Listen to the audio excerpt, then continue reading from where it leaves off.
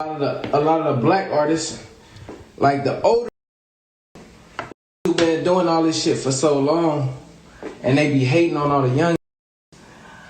Like the Grammy shit, cool. They gonna get an award to whoever they're gonna get an award to, but it just be like certain shit shouldn't be tolerated. Where it's like young coming through doing what the fuck we doing, sliding through whatever, and these old be talking amongst each other.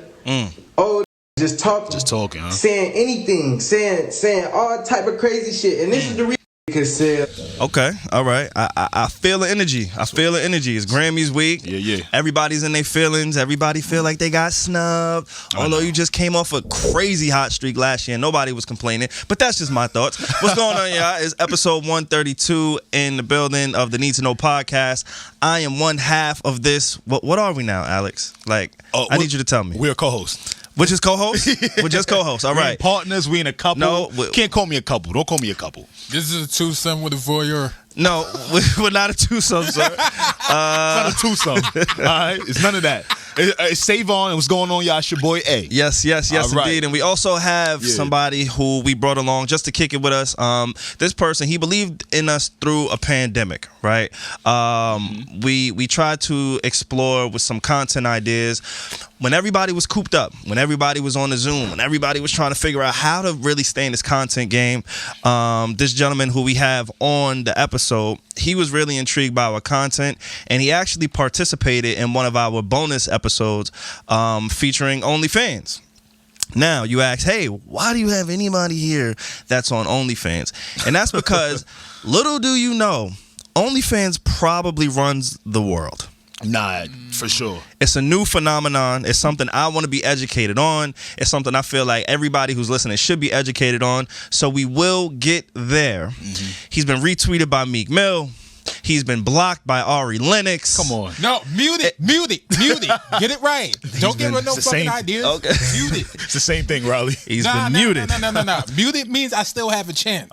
Difference. I would like to inform you, you do not have a chance. And he's creating content. He's an artist and a musician in his own right. Yes, sir. And he's also releasing a new podcast. My guy Riley Rittens is in the building. OFR, OnlyFans Riley. What's going on, dog? Hola, ¿cómo está? Okay. I'll take it. And damn, I lost the thought or something. But yeah, as far as the Roddy Ricch shit, the Grammys knew what they was doing. That was divisive as fuck. Well, don't worry. We'll get there. Yeah. Alex, how you feeling, bro? I'm feeling all right, man. I'm glad, Riley's spirits are high to talk about the Grammys. Yeah, he came in with a certain type of energy, and I'm like, I bet. I don't know, because I'm going to be honest, bro. I'm going to be 1,000%. You know, that's all we do. If you don't know, right, I don't really talk much before we start recording. Yeah. So all of my inner thoughts and feelings come on when these mics turn on. Like, I almost wasn't sure if we should have you on the show. And it's nothing to do with a personal vendetta. It's none of that. It's just, I have a thing where I don't know if I want to be around people who's just horny 24/7. Like, your judgment ain't always in the right place. Your intent isn't always I don't know, and I don't know if you're horny all the time. Nah. But just being that you found your lane in OnlyFans, I would have to assume that you're walking around with that extra high libido. And I don't know, if I felt comfortable, but then I said, you know what? Content is king. So, Alex, let's go ahead and do this. No. Yeah, like I was gonna come out here with my dildo on high or some other weird shit. No, my libido isn't always high. Listen, Riley, you said you what? I was wait, no, Alex, we're not gonna stop. No. We're not doing that. We're not doing that. You said you your what? Said it's libido. No, he didn't say that. That's not what he said. Oh, he didn't say that? Y'all act like I was gonna be like mystical, walk out with my dick in my hand or some shit. Like, no. This is why I was afraid. It's not like that. It's not like that. We should have had enough. It's not like that. Riley, I was trying to shoot you some mail. What the fuck you talking about right now? We didn't have to do this. It's the fuck you talking about? You get used to it. After a while, you see one, you see them all. Like, that's for you to see and for us to discuss, because I'm not going there with you. But I got you. So let's keep it on music. Let's keep it on music for now, Riley. Just calm down a little bit, bro. All right? We're going to get there. You are an artist, right? Yes. You create music. Yes. Yeah. Alex is music man. He's trying to bring me into his world a little bit, and I'm super appreciative. Yeah. Because like you were really inviting last week, bro. Come on, man. You and Armand held it down. People killed. They did not like my music taste. They didn't like your music takes? They didn't, and I was surprised because I thought I was killing this shit. But you want to know what? What did I tell you last week on the podcast? Didn't I say like, yo, you got to speak to reasons why? But fuck reasons, nigga. That's how I feel. Like that should be a music. So you feel my fault, Riley. You feel like how all these Grammy artists feel I got snubbed. Maybe, yeah. I felt snubbed on my opinion. Like, fam, you listen to our podcast. What do you expect me to say? Like, yeah, I understand. That's how I feel. But the Grammys was this past week, and I don't want to do the whole redundant thing of, hey, why do we care about the Grammys? We should invalidate the Grammys because. As an upcoming creative, upcoming podcaster, I don't even know if I'm upcoming anymore. We in this bitch. Nah, we here. As somebody who creates, for a living. Yeah. Because that's like what that. we do, my brother. We create for a living. Yeah. On all facets. I don't know if I can condone the whole, hey, this award shouldn't validate me. Now, let me explain. You hear a lot of artists have the conversation of fuck the Grammys. They don't mean nothing. They're not for us. I saw Lil Wayne tweet that. All those things can be true. Yeah. I'm not going to dispute that. But when you've put in the work, we all do it for a sense of acknowledgement on some degree. Correct? 100%. Yeah. And it should be. I mean, for me as a creator, I do this for myself, and I put that over receiving acclaim. But everybody's different. So like the Ambi Awards, it's a podcast thing award. They're trying to create an academy for the podcast awards. Yeah. How would you feel if we got nominated, or even if we won one day? Does it not mean anything to you? It means that people from that camp, particular people from, you see the words I'm using? It means that particular people from that camp have done research on this pod and they want to put it there. Now, because of there are thousands and millions of podcasts ever released, they've never heard the rest of those. So the people from this particular committee saw something they liked, and which is dope, and I'll be appreciative of the nomination. But like, that's how you got to look at all of this. But you don't live and die by it. I don't live and die by it. So you're not gonna ever go on a rant the way that Roddy Ricch did. Somebody who doesn't speak, by the way, and I think that's really important to say. I've never heard that man's voice. Like he went on the Breakfast Club and said 2 words. And that's kind of like my point. Have you seen him speak before, Riley? That's interesting. Oh, you ain't seen you've never heard him speak before, is what you're saying? Not really. You ever thought about doing the OnlyFans Awards? Shit, I think it should be included with the AVN. To be honest. And what's that? It's basically the award for like the adult entertainment industry. Oh, so like that's like the Porn Star Awards. Yeah, Okay, the AVNs. You feel like you should host that? Nah. We promise not to get to him yet, bro. Okay, we starting to excite Riley. Let's see, don't use those I'm words. over here trying to bring it back. I'm trying to talk about the Grammy. But don't use excite. Don't use excite. I don't want to excite this. This is the Nick. I do not want to excite him. But keep it there. So let's talk about the Roddy thing, right? Because you said that you never heard Roddy Ricch speak, right? Yeah. And that's kind of what takes me back each year when it comes to the Grammys, because I'm an individual who doesn't really take their opinion seriously. So the whole year I'm rocking like that. So it always confuses me when we go for the whole year. Yo, if I'm accepted by the streets, if the streets love me, I don't need nothing else. And then as soon as this comes around, we get all excited, right? Riley, calm down. Now, on the flip side of that, there's a deeper conversation to be had here, right? Because we're not going to have the whole redundant conversation of, who got snubbed. Yeah. Let's talk about the importance of actually having a Grammy. Right? I think that's the better conversation to be had here. Which is why I'm like, if there was a podcast award, why wouldn't I want that? Why wouldn't I want parts of that? Like, but what would come with it? We don't know yet, because podcasting is so new, right? And that's what I keep trying to tell people. Like, we're creating this shit as we go. There is no rules to this. There's somebody I want to have on this show, and we were speaking about just the business of podcasting. There's no handbook. And there's no right or wrong, in my opinion, because we're all trying to figure it out. So for music and podcasting, I think it may be a little bit different, because music is already established. The establishment is already established in music. So when I do see somebody like a Roddy Ricch, I think, and he has a Grammy, right? I think he's won last year. I know for a fact he definitely won with nominated. Nip. He won with Nip. Yeah, him and Nip got one for sure. Yes. I don't know how well he did individually for his solo work, but I do know he has a Grammy, and I know the impact that it comes with that. Like, the first person that came to mind when I heard of a Grammy was John Legend. Hear me out.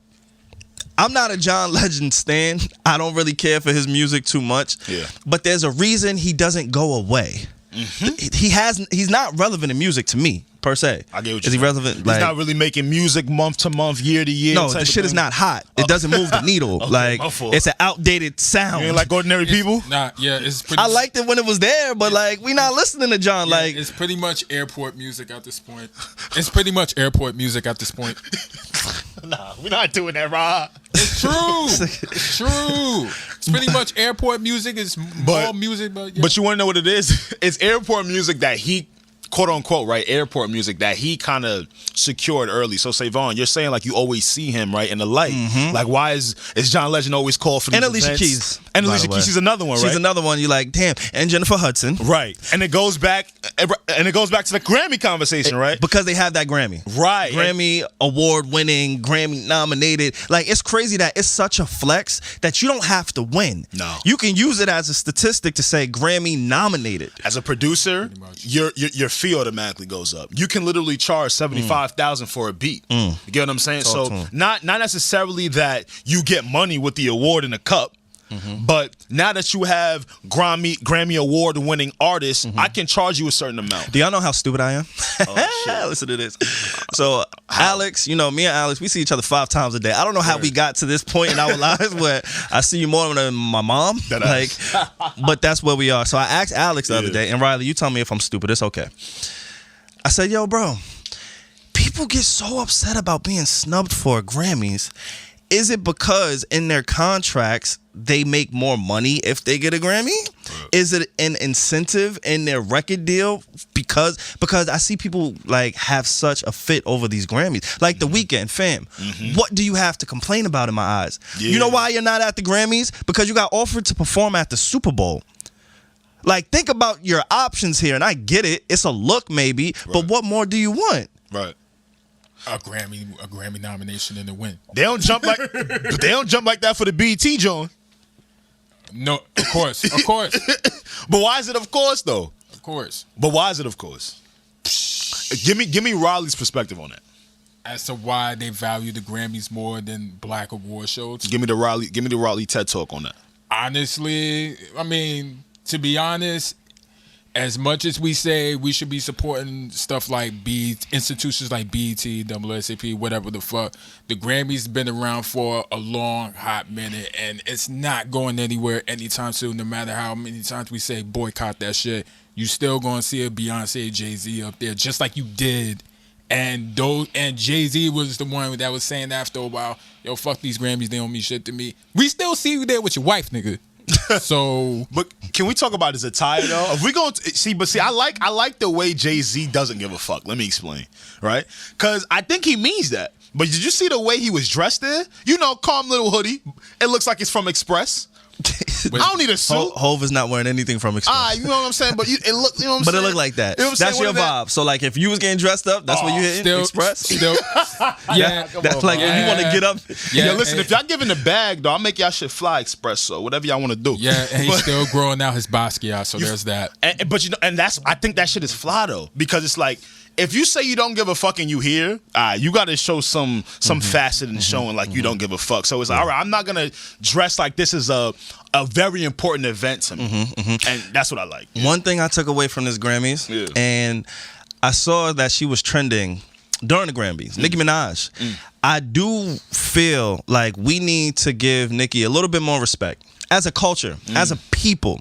I'm not a Nicki Minaj stan. I'm not a fan. I'm not any of that. What made you get there? But it's like, Riley, slow down. fam, The bulbs are here. none of this exists without her. And that predates her, so let me not just, put it on like she's the pioneer, the trailblazer. Like, there was women before her that allowed her to get to where she's at, but on such a large global scale. Like, I can't help but watch other female rappers' videos and say, yo, that is a Nicki look. I've seen Nicki look just like that back in 2010, back in 2012. But she doesn't get the acknowledgement. She doesn't have a Grammy. We saw Meg scoop up, clean up at the Grammys. We just had a conversation about Meg last week. I told you we lost the better artist out of the two between her and Tory Lanez. We won't go there again, though. And not saying she's undeserving, because I'm not the person to say that or make that decision. But I can say is like, fam, when are we gonna look at Nicki Minaj and put her in the proper placement of hip hop? I'm gonna put it like this, bro. They don't respect queens. Nas just won his first Grammy, not for Illmatic. He's a queen. He's from Queens. Oh, I thought you meant like the female king of Queen, because his album was King's Disease. So I'm like, oh, Alex, Say, you losing me. Alex really hit Come back with a ball. Like, oh shit, it's not the queen. They don't respect. They don't respect queens. You know what I'm saying? And it goes back to like the whole respect conversation, right? Nas has been revered as one of anybody's top 5 for years, decades, right? And he just received his first Grammy with a new quote unquote producer being Hit Boy. Huh? And Blue Ivy. All right, relax. see, it's all funny games. I saw the conspiracies, bro. What conspiracies? You know, like there's some tension. Well, the people believe there's still tension between Nas and Hov. Oh, no. We can. So Nas won his first Grammy the same night that Jay-Z's daughter won her first Grammy, Fib. What's going on with them? Yo, Jay, what's up? I'm just saying. No, I don't know. Because the Black Messiah album that came out for the Judas and the Black Messiah movie, Hov on the soundtrack, there go Nas. Yeah, I'm just saying. What's up? It's a thing, I believe. To this day. Okay, but I do think it has a lot to do with like not respecting like people until you're forced to. You get what I'm saying? Because now I feel like Nas's King's Disease album was really, really good. Yeah, it is. Do I think that was the album that should have got the Grammy? Hell no. I just want to give Nicki Minaj a fucking Grammy, bro. And they're gonna do it's it straight like that. My Like, point and is again, I'm not a fan of Nicki. I don't know, but we have to do like retro pay. You know, like we have to do retro pay for Grammys. There's certain people who should not be walking this earth that don't have a Grammy just off their influence alone. Like, fam, give me my fucking Grammy. There is no Megan Thee Stallion and Cardi B. The look of them and the acceptance of them, and that's what I'm trying to talk to. Like, y'all didn't accept the sexualized female rapper to a mainstream. Yes, again, I'm not discrediting Lil' Kim. I'm not the oldest nigga in the world. I didn't see Lil' Kim. I didn't see fucking Foxy Brown in their primes, in their heyday. So anybody who's gonna listen to this, because we do got some old heads that listen, shout out to y'all.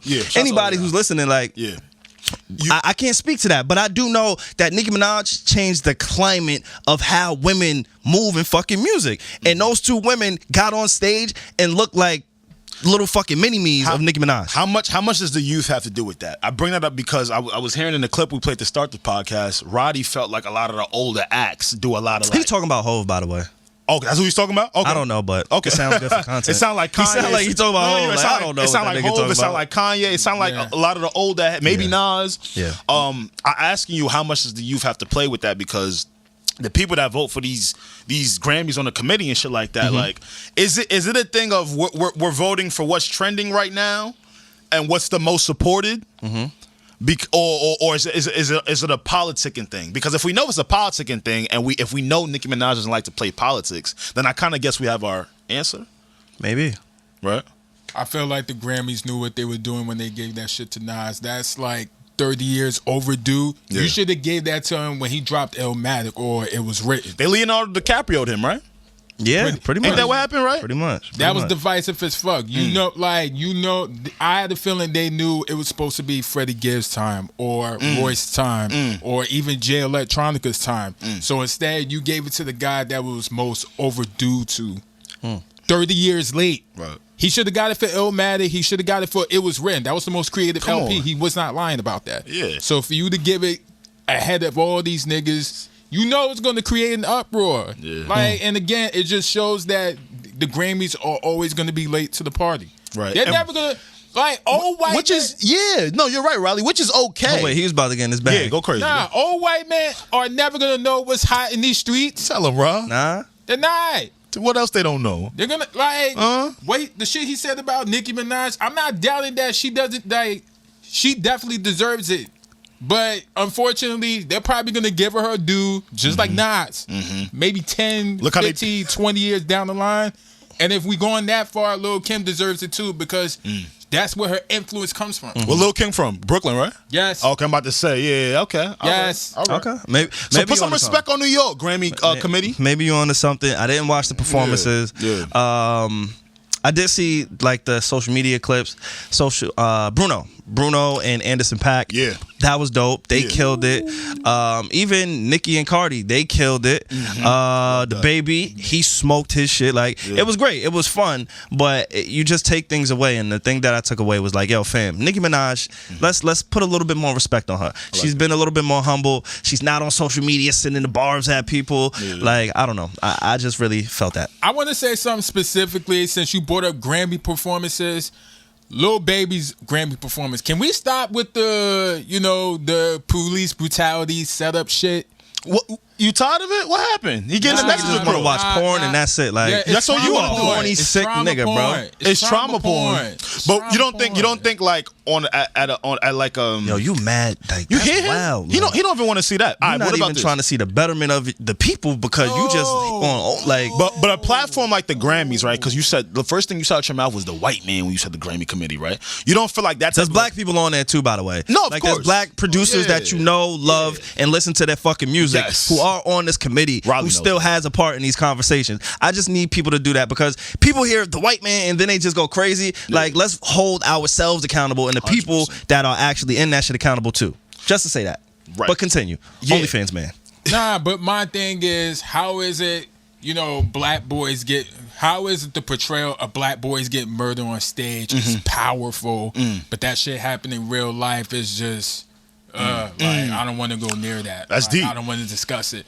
But y'all comfortable with that being portrayed on stage? How is it niggas have more hearts doing that shit on stage, but yet on the streets is mad quiet? Oh no, I don't want to speak on that. I don't want to sound. So that's kind of where your plight lies. But are you speaking to Lil Baby? Or are you speaking to the overall sentiment? The overall sentiment of it. Like, I'm not knocking Lil Baby. I'm not knocking Lil Baby at all. Even though I just feel like most artists were taking advantage of the moment to get themselves over that year. But that's another conversation. But yeah, like, I'm just tired of seeing that shit on stage. I'm just tired of seeing that shit on videos. Like, but what's the solution then? So if you don't see it on some of the bigger platforms, the biggest award show of the year for musical artists, and you said it over the BET Awards. But there's other people. There's other people handling that. But they don't have the influence over the youth, like a Lil Baby does. They don't have the reach. But it's not sincere. To me, it doesn't come off sincere. Riley, let me answer that. As a kid, like, the rappers always made what was cool. Right? And that's always been since the beginning of the time. I thought you did that. No, Savon. Savon, nigga, Alex, you make everything cool. I can't. I don't make everything cool. I hate on my co-hosts on a week-to-week basis. Don't be doing that. Come on. This nigga just is. Come on, don't do that. Trendsetter. Brothers, relax. Trendsetter. From me, tastemaker. Go get it. But fuck, what the fuck was I saying? My fault, bro. You was talking about rappers making everything cool. Rappers making everything cool, right? See, that's kind of where I've always lived. Even as a kid, like, seeing 50 Cent do certain things make me want to do certain things. Seeing Nas wear certain shit made me want to do certain shit, right? So it's very important with this technological era where a lot of the plights that went on in our communities from years ago are kind of, I wouldn't say being forgotten, but not drilled in our face with textbooks like how we grew up. I feel like it's very important for artists to remind them through what kids find to be cool. Like, this is the message. Like, yo, my favorite rapper is saying there's a lot of bullshit going on and I should be paying attention to it and I shouldn't be like trying to run down on people that look like me, etc., and should be killing my people. That might affect how somebody that's young thinks, and that's very important to me. That's why I don't find it to be corny, because if my favorite rapper find it cool, as a kid, you gonna find it cool. Now if my favorite rapper doesn't, I question the motive of it. Are you doing it genuinely to bring awareness, or are you doing it to bring clout to more of your brand? But you're an adult, right? Pretty much. You see what I'm saying? The difference between adults and kids is we can make that logical discernment. But kids, they can't discern the logic. And that's what I'm more concerned for, because adults are their own person. They're dizzy on their own cognizance at this point. But kids, they don't know any better. So the fact that you're not pushing that on them, but the fact that you're giving that off to them, like, these kids are impressionable. They're the ones that's really going to change the world, because us 20, 30-year-olds are fuck ups already. Speak for yourself. We're not getting it. Speak for yourself, my brother. I don't look in the mirror and say, hey, I'm a fuck up. Like, I'm kind of set in my ways, and I got some things to work on, and therapy has helped me. You know what I mean? But I feel pretty good at where I'm at in life. That's true. And I do want to change gears a little bit, but I have to ask you, because you criticize the whole movement that hip hop has adopted with the just pushing black people and black issues in the forefront, right? That's what you did, essentially. That's fine. Yeah, you in the hot seat. You in the Need to Know podcast. That's what you did. That's what you did. Say it with your chest, then, nigga. If I did, then I did. If I did, then So what do you do for the black community on your part? What I do for the black community on my part? Because I can't allow you to sit here and talk down on somebody who's getting on the Grammys, holding up the black power like you see the fist. I want to assess it. What do you do? I want to assess this real good. As far as for the black community, yeah, what you be doing for your people? 95%. Yeah, what you doing? Maybe that's an over exaggerated number. Maybe 95. Yeah. Maybe less than that. Majority of my OnlyFans reviews are black women. Okay. Especially dark-skinned women, South African women. But we love them all. You see a few white-skinned Latinas. You see a few white girls with booties and all that shit. Whether it's real or fake, it's not up to me. So that's what you do for the black community. Yes. You show ass. You just be showing ass for the black community. That's what I do. You just spread the ass. That's what I do. Tell us what you do for niggas. That is what I do for niggas. Like, I don't need to be up. Not everybody's meant for the front stage. Everybody got their own niche to do it in their own way. It's not for me to be the Fred Hampton nigga. It's not for me. But you're supposed to be the Fred Hampton, the OnlyFans. Like, what you mean? We sent you in there to like infiltrate this shit, bro. Yes. And you talking That's about, why you see black girls. That's why you see black girls like that. Whenever I review a white girl, I always say, yo, I know she's white, but listen to me for a second. I don't know. I don't know. I'm not going. But I have seen your reviews. I don't know if that gets it done for the black community. But I'm letting. Shout out to you for putting on any queens who got businesses and want to promote themselves, and you help promote those women. And we are going to talk about that, because there are women that feel like you don't help them. So yeah, in the same breath that you are putting women out there who want to be out there, there's some women who probably feel like, nah, you're not really helping my brand. Sucks for them, man. You're a detriment to the black. You're a menace to the black community. And you mad at Lil Baby. Sucks for them, man. Nigga mad at Lil Baby. I said, nigga, what you do for niggas? He said I show him porn. I'm not mad at. I'm not. So watch this, Alex. Watch this. You talked about the black women. What do you do for black kings and black men? What do I do for? Hopefully not a damn thing. Same shit. You do what for that? Same shit. What you do? What you do? What you do with black? Matter of fact, I do the same shit. What? I review the OnlyFans, and for the black queens or whatever. Outside of that, I hold niggas accountable. For black men, I hold the women accountable when they start on their bullshit. I'm an equal opportunity offender or whatever the fuck you call it. I love how we're here now, because me and Savon watched a documentary that I want him to segue right now, which might fit really well with what we yes. So we don't really talk about TV too much. We don't really talk about the things that we watch, the content that we consume. Right. But I would be remiss if I didn't bring up this doc. There was a documentary on HBO Max. And HBO Max, hey, we've done ads for y'all before. Send it again if you're not playing. This ain't y'all an never ad, sent us the money, but it's okay. Come on.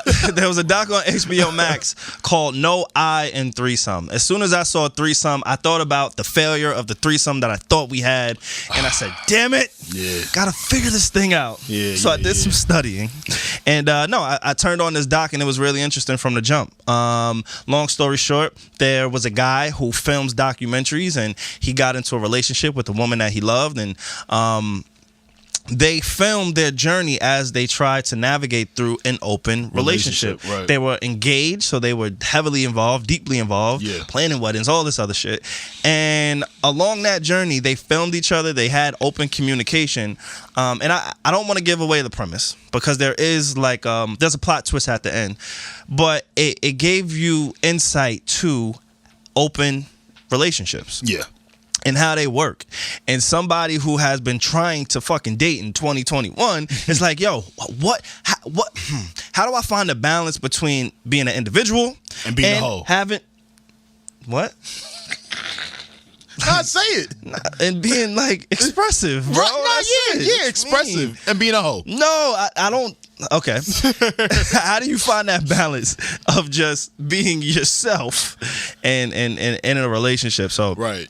I've spoken to people who are in open relationships and open marriages, and that's not something that I've explored. So please don't take that from there.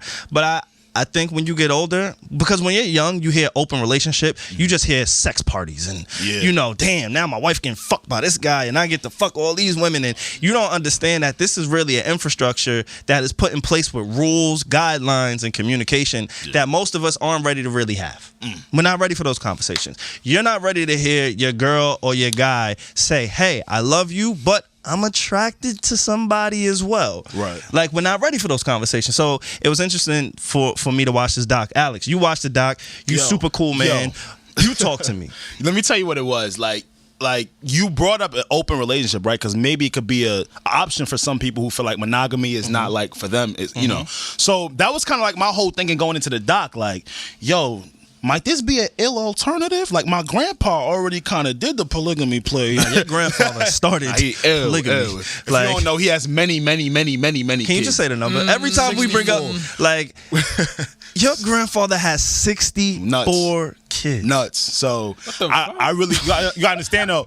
All right, everybody looking. All right. Hey, y'all should see the studio right now, y'all. Everybody looking at me crazy.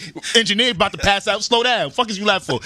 My mother grew up in Nigeria. Riley said. Okay, Rob. My mother grew up in Nigeria. You know, polygamy. Engineer still laughing. He didn't record shit yet. That nigga started a whole colony. What the hell?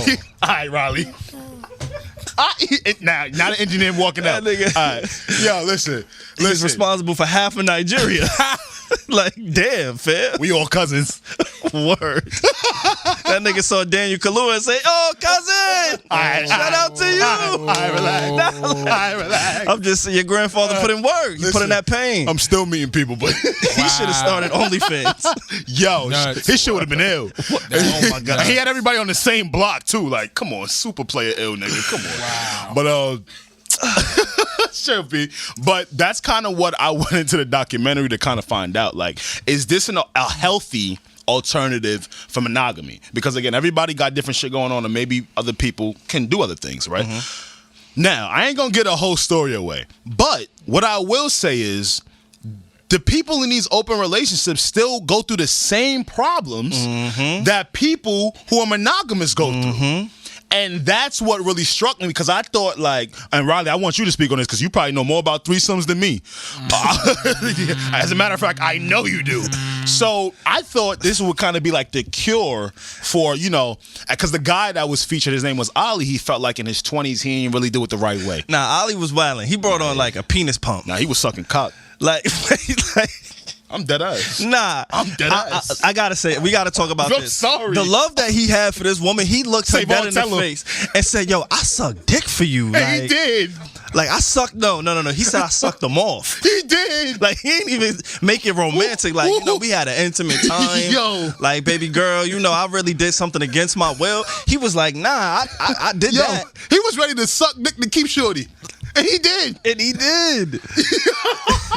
Yo, P, chill. I'm dead serious. Yeah. So, Riley, I'm asking you all of this because a brother like me, man, from saying, I guess I ain't a freak like how I thought I was. I thought monogamy was something that, you know, people couldn't do because they wanted other partners, and that was the solution. What's up? What's the point of these of an open relationship to you? What's the point of it? First of all, unless you have a drug addiction or you like dudes, ain't no way in hell you should be sucking no dick to keep your girl. You better have a meth addiction behind that bullshit. I think he was clean. That's. I mean, he did. Let me shoot him some bail. Let me give the full story. He did say he was exploring his sexuality. Yes, yeah. He was curious. I think he was fluid. Yeah, he was balanced. He wasn't bisexual. forced. Yeah, he wasn't forced to do any of this. Yeah. Nothing like that. So let's put that in perspective. Yes, it wasn't like individual. You know, he wasn't a straight man and said, "Yo, I'm about to go." Like, it wasn't one of those. But continue. Get your shit off. That's a funny way to say I'm desperate to keep my girl. That's what you think it is. Yeah, I do. But anywho, whenever the word threesome gets brought up to me, or whenever it brought up in the conversation, I automatically turn it down. No, No. I seen the movie Twi, and I still remember that Drew Hill sleeping in my bed video and how that shit ended. Hell no. I would never want to. I'm never gonna be that secure for a threesome, whether sex or relationship. I gotta say this part too because he brought it up now. Okay. So, oh God. So Shorty, Go with Alex, so Shorty, restore the order of this podcast. No, it's gone. Okay, it is out of here. We buying today. Because this is how I spent my whole morning, y'all. You watched the threesome in the morning 5 a.m. off the wake up. I hope the nigga didn't have the Woody. I ain't had a Woody. I hope this was like you ate your breakfast, did your push-ups and shit, your jailhouse workout. I know you got to keep the hood intact. So like, I hope you got all that off before you threw on. Instead of news, this is what I did. Okay. Cool. So one of the scenes, right? Shorty and they're already in an open relationship. So they tell each other about what's going on, when they meet somebody new, etc. Mm-hmm. Shorty met somebody new real quick. She was out of work. She was out of town on work. He was a stud, by the way. Hey. The dude, he was amazing. Like, hey. He had to go, like, he was an actor. Now, I mean, model, you had a motorcycle. Like, this is not the competition that you want at all. If you're insecure at all. Like, he's not the guy you want to be faced up against. I promise y'all, Shorty said she met him the next 2 scenes. He was on FaceTime watching them fuck. So, so he just in the bed laying up with the iPad just. Mm-hmm. So that's why I bring that up though, because you brought up how like you can't handle that. I'm a type of dude, I can't handle just laying in the bed watching you fuck upon next month. Exactly. Because it make it happy. Exactly. No dogs. Exactly. No dogs. Exactly. Riley, have you engaged in a threesome at any point in your life? Nope. And the opportunity was presented to me once, and I turned it down because again, I'm never gonna be that secure, whether sexually or personally. What? I'm not gonna be in the same room with a nigga with his meat out. No. So all right. So what about 2 women? What about 2 women? What about 2 women? No, and that's just too you? much pressure. That's too much pressure. I barely have enough. Riley, you pussy. I barely have enough dick for me. Why would I have it for 2 women? Wait. But there's other ways to get that off. Right. Bro, that's too much pressure you got hands for me. and fingers. And tell me where the pressure stems from. Like, you really have to, like, really, it's basically multitasking. It's basically multitasking. And my mind's gonna, like, be overwhelmed by the point of satisfying 2 women.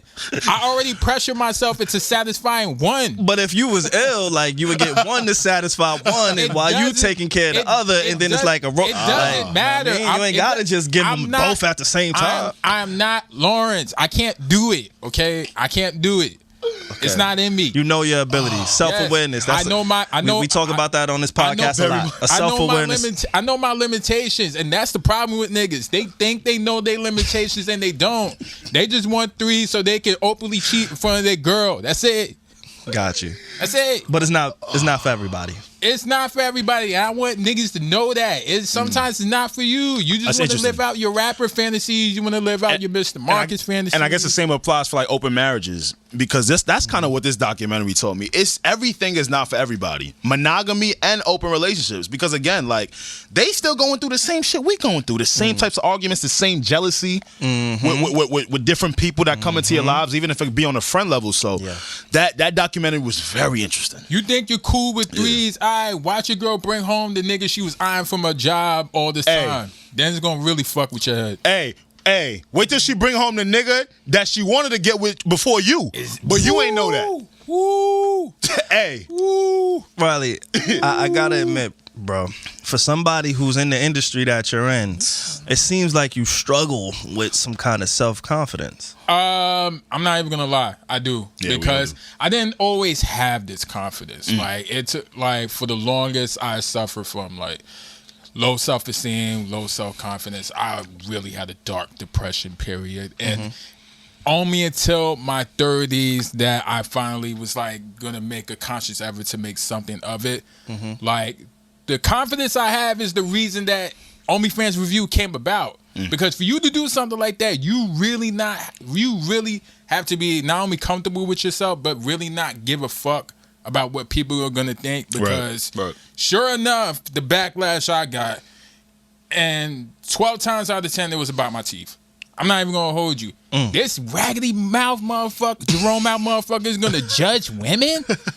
Who the fuck is he? Riley, one more time. I done told you for the third time now, Savon. You getting him excited. Oh, We ain't I don't want to get this all right, man but I'm glad you excited. told him about our platform. He is not the guest that I said, hey, let's get him excited. And whole time you've been exciting him. Nah, Listen.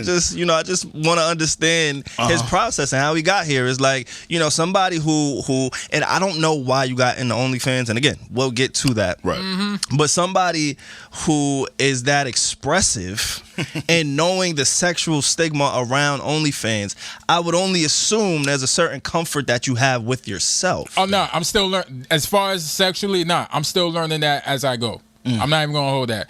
I would there's parts of shit that I did in my 20s that you're ashamed of? Nah, not ashamed of. Like, it was fun while it lasted. Okay, all right. Now I'm in my 30s. I still got to make up for it. That's the same thing that the guy in the documentary said, which is how he ended up in an open relationship, because he said, hey, I got some time to make up for it. Right. Real quick, there was a video that I saw of you a few months ago, and it seemed like you and a woman and a few other gentlemen, and the woman was bent over, and you took your hand and you smacked the woman's ass, and she didn't really have too much clothes on. You was in the sex club?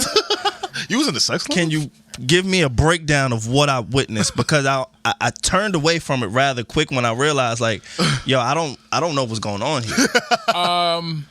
It was I'm gonna say the name. It was the Hard or Soft podcast with Tahoe and Orlando. The Hard or Soft? Yeah, gotcha. Hard or Soft podcast with Tahoe and Orlando. They had me go, like, I was a guest on there too, so they had me out there for a couple of their episodes. Nice. And one of their episodes is like basically like a dom and submission experience type of thing. Gotcha. And so they had this white girl up there that Orlando knew. So they had me wanted to do the dom thing, and I think they had some. I don't know what it was. I forgot what it was, but I knew I had it on me, and this is my. Wait. I knew I was. I'm not even gonna lie. I didn't know what it was, but I knew I had it on me. But Alex, you understand? Like, I know a lot of the time we just let people get things, but with this guy, you gotta hold him accountable for what he said. Like, what did you have on you? He said he had that thing on. Like, he said, I don't know what it was, but what was it that you had? I knew it was the spanking thing. That much I did know. You just walk around spanking, huh? Yeah, you just have it on you. Yeah, but Just got that thing. Oh, just got that thing on you. Most people have like a weapon, and a warming lubricant. I think I had that too. Look what Riley walk around with. But something to spank you with a warming lubricant. Somebody needs to check. I love this. I'm not as you walk around, like he walking around with sex toys, like it's weed, like it's his car keys. Like he leaves the house, he puts his wallet in his back pocket, he makes keys check, AirPods check, dildo check. Like, fam, why are you walking around with this, like these items? Shit, that's Orlando, not me. Oh, okay, all right, just making sure. But I'm not even gonna lie. I was nervous. I was nervous as hell. Because, me too. Being around you, I'm nervous as fuck. Because I feel safe. Keep it together. I feel safe. It's me spanking a white girl in front of 5 other people in the lightning like that. Consensually. In the camera. Yes. And the camera and the lights. Yeah. So it's like, it could be a lot. Yo, like, ooh, you said light. Because I'm going to tell this one more time. You keep exciting him, and I ain't going to get him there yet. You said light, which brought me to something I wanted to talk about. And you told me when you came in that you ain't get a lot of sleep, right? Right, Riley? Like 3 hours, 3.5. About 3.5 hours. I'm going to tell you why. Daylight saving time has come upon us. And I feel like this is the first year where I've kind of seen more complaints. I don't know about y'all timeline. No, it was me. It was you. I started the complaints. You started the complaints? I think I went viral for one of my daylight savings tweets. I'm so fed up with the government trying to convince us that, hey, we just took away an hour of sleep from you. Like, fam, who are you and why do we give you this power to do it? Savon, they done started a petition. Wait, what? They done started a petition to abolish daylight savings time. They really did. They say daylight saving time is a practice that was created over 100 years ago to increase the amount of workable hours during summer months by artificially extending day into evening. The amount of literal daylight one had to work was increased exponentially. So we made this shit up. Yeah, pretty much. So abolish that shit. You feel me? I think it's time to have a real daylight saving conversation because if we're in control of this shit, what the fuck are we doing? It doesn't make sense in hindsight. Like, for one day, you have like 23 hours, then the next day it's back to 24. Like, the fuck? And I'm tired. And I'm tired. Like, yeah, I don't know. Again, it makes sense because I know. Before there was technology, people relied on the sun. Mm-hmm. People relied on daylight to get things done. Yeah. But now in 2021, when you have people who work the odd hours that we have, like Riley just said, he was up until 3 a.m. putting in that overtime for your OnlyFans review. Imagine what they was doing back in 1758. Like, just imagine. Like, you don't have. It wasn't a thing. Right. The sun controlled society. The sun does not dictate anything today. Yeah. When it comes to making money, when it comes to providing, when it comes to opportunities. Nothing. It just throws everything off. Especially people like myself who already struggle with sleep. What's wrong with this country just amending shit that's old? Like, they want to amend the Constitution. Like racism? They want to amend racism. Walking around with guns? They want to amend that. They want to amend daylight savings time. Like, we got to become more progressive in this country on things that don't make sense anymore. I'm sorry. Because this shit right here, I'm reading this shit, I'm like, you know what? Hey, the fuck? We've been controlling this shit. And in 2021, I just feel like it's something we need to get rid of, man. Pack that shit up, bro. I'm cool. Nah, 1,000%. Yeah. It threw me off when, because I've been trying to wake up consciously. I've been trying to make an effort to be awake and out of the bed by 7 a.m. Yeah. Because doing what we do, we don't have to be up early. Like, I don't have to be to any studio no earlier than 11, 12 o'clock. Right. So I don't have to be up early, but I like to be up productive, get the shit out my way, like, and just spend time on me. Like, the mornings for me is important. But this shit takes away my mornings. Yeah. Because now I'm sleeping in a whole extra hour. Like, when you called me this morning, bro, I was rolling out of bed. And that's not like you. It's not. Like, I like you. I live 15, 20 minutes away from the studio, and I was the last person here. Like, those things subconsciously piss me off because I know if I was you, I would look at me like, fam, you live up the block. Why am I here before you? But it's just small things like that I don't think that you think about. Yeah. And maybe you do. No. But it's frustrating having to adjust to the government. Always having to abide by what the government creates, these constructs that really don't affect or benefit anybody but them. I'm sure. I'm just glad it has to be deeper rooted. It just pisses me off because it cuts down my sleep time. Like, before, okay, I have maybe 6-7 hours of sleep. Take away that one out, now I have maybe 5-6 hours. Like, oh shit, let me get to sleep now. Yeah, exactly. Mm-hmm. And you just wake up disoriented when you don't need to be. Yeah, I'm cool on pretty that, much. Man. I woke up. What were you doing up until 4 a.m? Oh, me? Oh, nah. To be honest, I'm an artist, so, and I know that's a cliche thing of saying it, but it is because 12 times out of 10, your creative hours is usually the nighttime, and that's been me for like how many years now? Why do you think that is? I don't really call it, but I'm really more creative at night. Like, shit don't get started for me until maybe 11, 12, 1. The worst part is right when I'm about to go to sleep, that's when your ideas hit out of the blue. Wait a minute.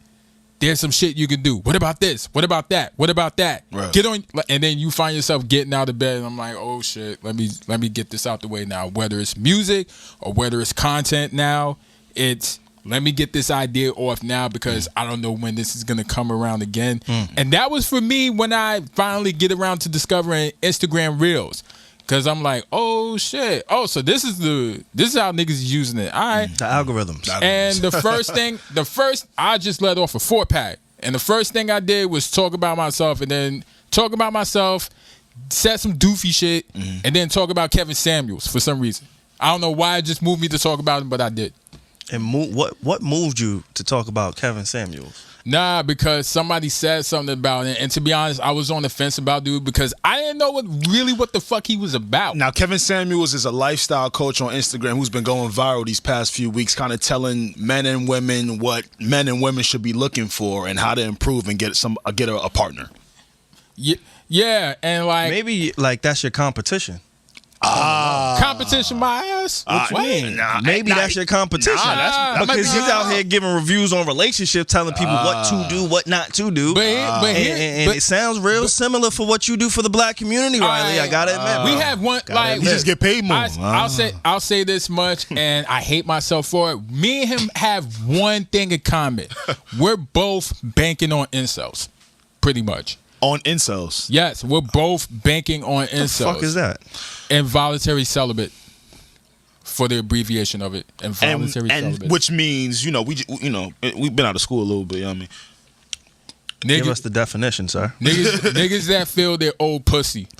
Okay. Wait. Okay, see. Okay. This you be just I'm gonna Google it because he just be going left. Like wait.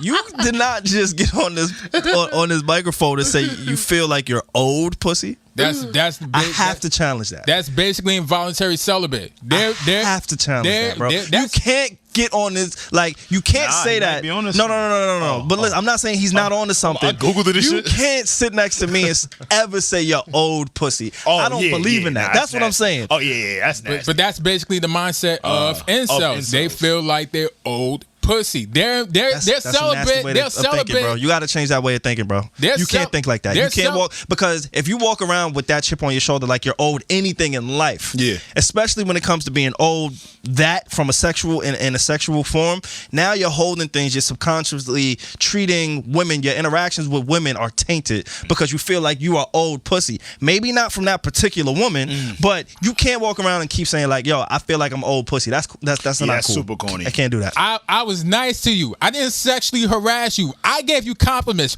You supposed to fuck me. No, bro. Absolutely not. And I can't even laugh with that. Wait, absolutely not. That's not what this is, bro. You really feel no. Let's talk about that. You really believe that? You really feel that way? Me? No. He was talking about his audience. That's why I was doing. That's why I was doing the definition of it. So the audience, that's not you. Nah, that's not how. What? That's what gotta be clear. Getting to, bro. Yeah, no, I thought because he definitely said him and Kevin Samuels relate that their audience kind of. You think your audience are both incels, right? I know they are. Okay. See, I thought, and that's I was about to get in my bag like, yo, fam, I can't sit next to you. You talking about you owe somebody pussy? Because now I can't. I don't even feel comfortable walking out. I don't even feel comfortable. Let me get a definition. If that's how he felt, I thought he was speaking to himself. Got it. I wasn't feeling. Kevin Samuels' audience is incels. He speaks to the inner incels, and he speaks to niggas that likes to see women humble publicly. Got it. Incels are members of an online subculture, who define themselves as unable to find a romantic or sexual partner despite desiring one. Okay. Got it. Okay. That puts things in a better perspective. Like I thought we were speaking. I thought you were speaking for yourself. Which is why I had to jumped over there. I had to move like, yo, fam, I can't be associated with any man that feels like they owe some like nah. But why do you think they feel that way though? If you had to guess, if that was like your audience, right? Like well, it's your audience. You should know why they feel that way. Right?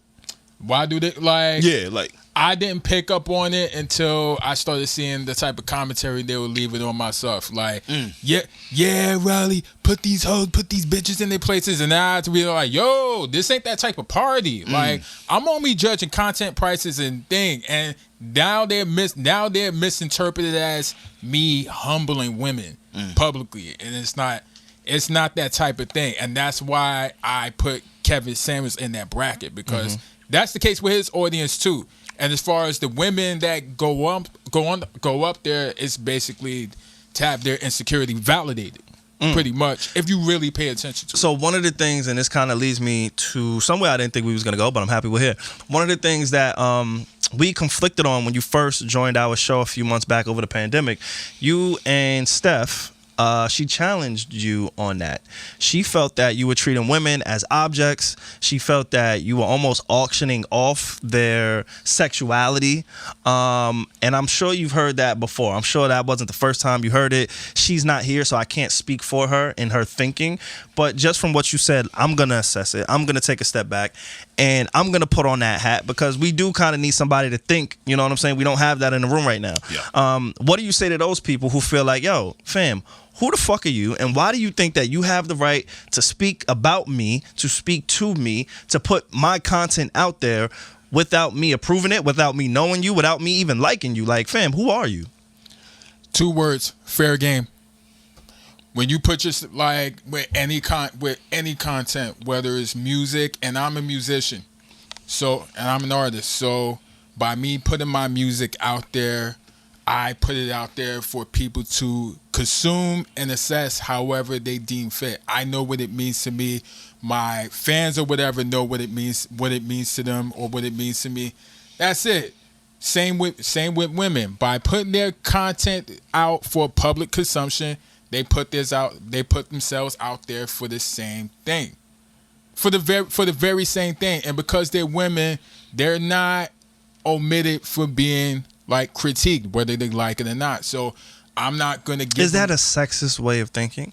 And are you also critiquing men in their OnlyFans? Because we see like there's been a new phenomenon between celebrity males, like Trey Songz. He just went viral for posting his content from his OnlyFans. Safari, he has OnlyFans. Tiger, he had like. There's men that also have these OnlyFans, and if you play the fair game, right? Fair game is everybody can get it. So do you just hold that to women because it's convenient, because maybe you're more into, you're attracted to women, you're not attracted to men? I don't know what you're attracted to, but just saying, from the optic standpoint, is it truly fair game if you're not looking over at the other side to give a review or a critique of the men in the OnlyFans space? One, I don't want to look at dicks. That's for one. Nah, you gonna be like Ali in that documentary. You're gonna be doing it for your audience. No, because I gave do it for your audience. Because I gave that opportunity. Like, yo, is there women or gays that can like take the mantle or some shit and do a review on that? Nobody's answer to that. So you just gotta hire some people. Hire my ass. They better do that shit. But is it fair game then? Yeah. Can you really lean on fair game if you ain't being fair across the board? I mean, I'm talking. When I said fair game, when I say fair game in my case, I'm meaning, and you're right by the assessment of fair game, by the way. But in my case, I'm talking about fair game as if I'm not gonna grade y'all on the curve. I'm not gonna grade women on the curve just because they're women. Nah, you're not getting that from me. I will say this though. It could come off really sexist though. Just hearing. It could definitely, and I think he understands that by all the reviews he got now. Yeah, you even get tight sometimes recording because you know what it might bring. My whole thing is like, I feel like man or woman, I will say this, right? The moment you decide that you want large amounts of people to consume your content, no matter what the content is, unfortunately, because as a creator, I feel this way and it gets me pissed off that I feel this way, but it's honestly also the truth. You are a brand. And brands are going to be critiqued. Brands are going to be praised and acclaimed, and they're also going to be talked shit about when fans or whoever is consuming it doesn't feel a way. And again, that's man or woman, and it sucks though, because it's like it's hard kind of like separating the humanality with your brand because it's the same thing. But it's like the moment you put it out there, you could critique anything. It's like, damn, I could critique an album, but I can't critique this video that's pornographic. Pretty much. And I'm like, and again, I'm an artist myself, so I've subjected myself to ridiculous, like asinine reviews. Like I used to fuck with Submit Hub, for those who know about it. The fuck is that? Yeah, you into some like underground kinky man thing. Submit Hub. Yo, last week we had Armand the Stand Man. Like you were like kink man. Like kink man. You got Nah, Submit Hub. Nah, it's totally different. It's really for musicians and artists. Submit Hub is basically when you when you say submit. Like you gotta be careful, Alex. I'm only gonna hold him responsible for his words and his words only. We not fucking playing in the gray area with this guy. We not doing that. My fault. Submit Hub is basically where you submit your music to be reviewed by writers, bloggers, and shit like that, and whether or not they're gonna choose to cover it on their websites and shit. Got you. They're the worst of the worst. They'll look for very little asinine things to just curve your shit, whether you don't have enough melody, or you don't sound enough like J. Cole, or you don't sound enough like Kendrick or 21 Savage. Any dumb shit or any dumbass standards that's a contradiction compared to what they promote when they give their writers off. That was the worst shit. That was the worst shit ever. Like, I got my shit turned down by Rob Markman. What the fuck? So you've been turned down by Ari Lennox and Rob Markman. Yo, nah, don't even put them in the same bracket. Don't even put them in the same bracket. But you are the common denominator in rejection. But that's your list. So they are in the same bracket. Who else? Who else rejected you? I would love to hear this. Nah, see, that's unfair because now I'm going to sound mean. What you mean? What you mean? Nah, Ari Lennox and Rob Markman, that's two different brackets. There you go with the sexist shit again. That's not sexist. Ari Lennox is always going to be in somebody's top 5. Who the fuck is mentioning Rob Markman in that top 50? Sorry. You gotta go check his OnlyFans. They want you to rate it. Good luck. What about celebrity OnlyFans?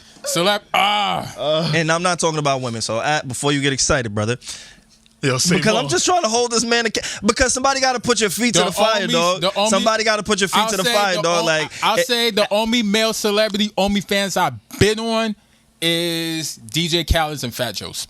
That's it. That shit just went from like rated R to like rated PG. Or they was playing basketball or some shit, right? That's pretty much it. Or dropping their exclusive music. What they was doing over there, though? Huh? What they was doing on OnlyFans. Exactly that. Playing basketball or DJ Khaled like promoting some shit or exclusive music that may or may not be on this upcoming album, which I'm not paying $3 or $5 or $10 to hear. I'm sorry. Got it. So I'm like, I'm sorry, dude. So Trey Songz, his OnlyFans is off limits for you. Why would I want to see a dude spit on his dick and then girls go after? Like, I don't know what he's doing over there, but the same way that you were kind of open-minded about Fat Joe and DJ Khaled, like, again, those are fat old niggas. What?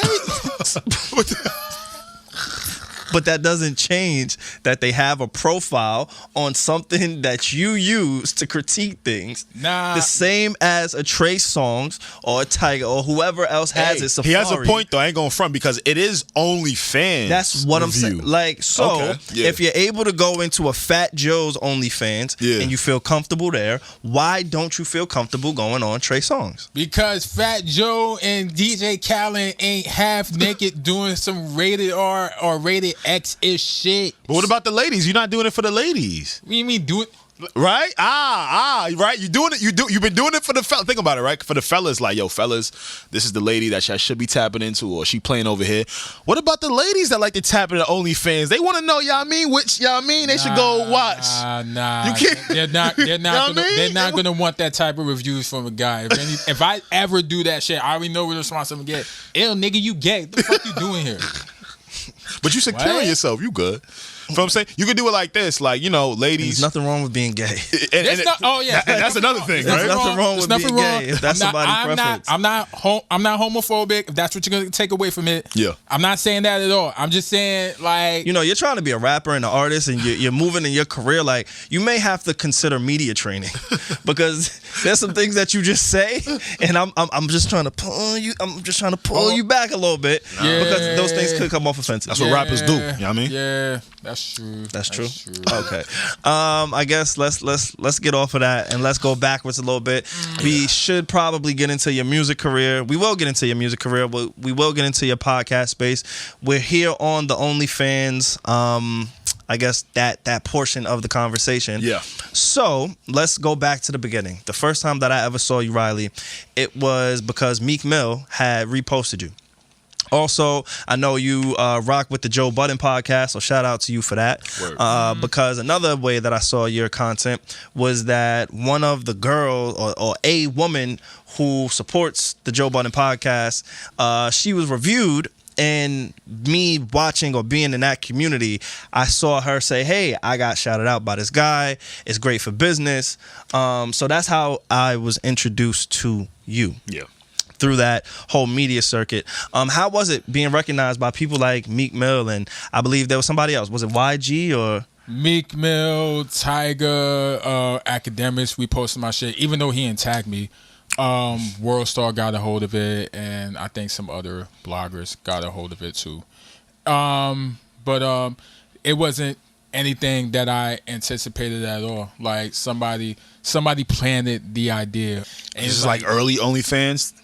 Yeah. Okay. Like this is when it's just peaking. Gotcha. And he was like, yo, you should do a review of OnlyFans. I didn't take it super serious at the time. I just put it in the back pocket.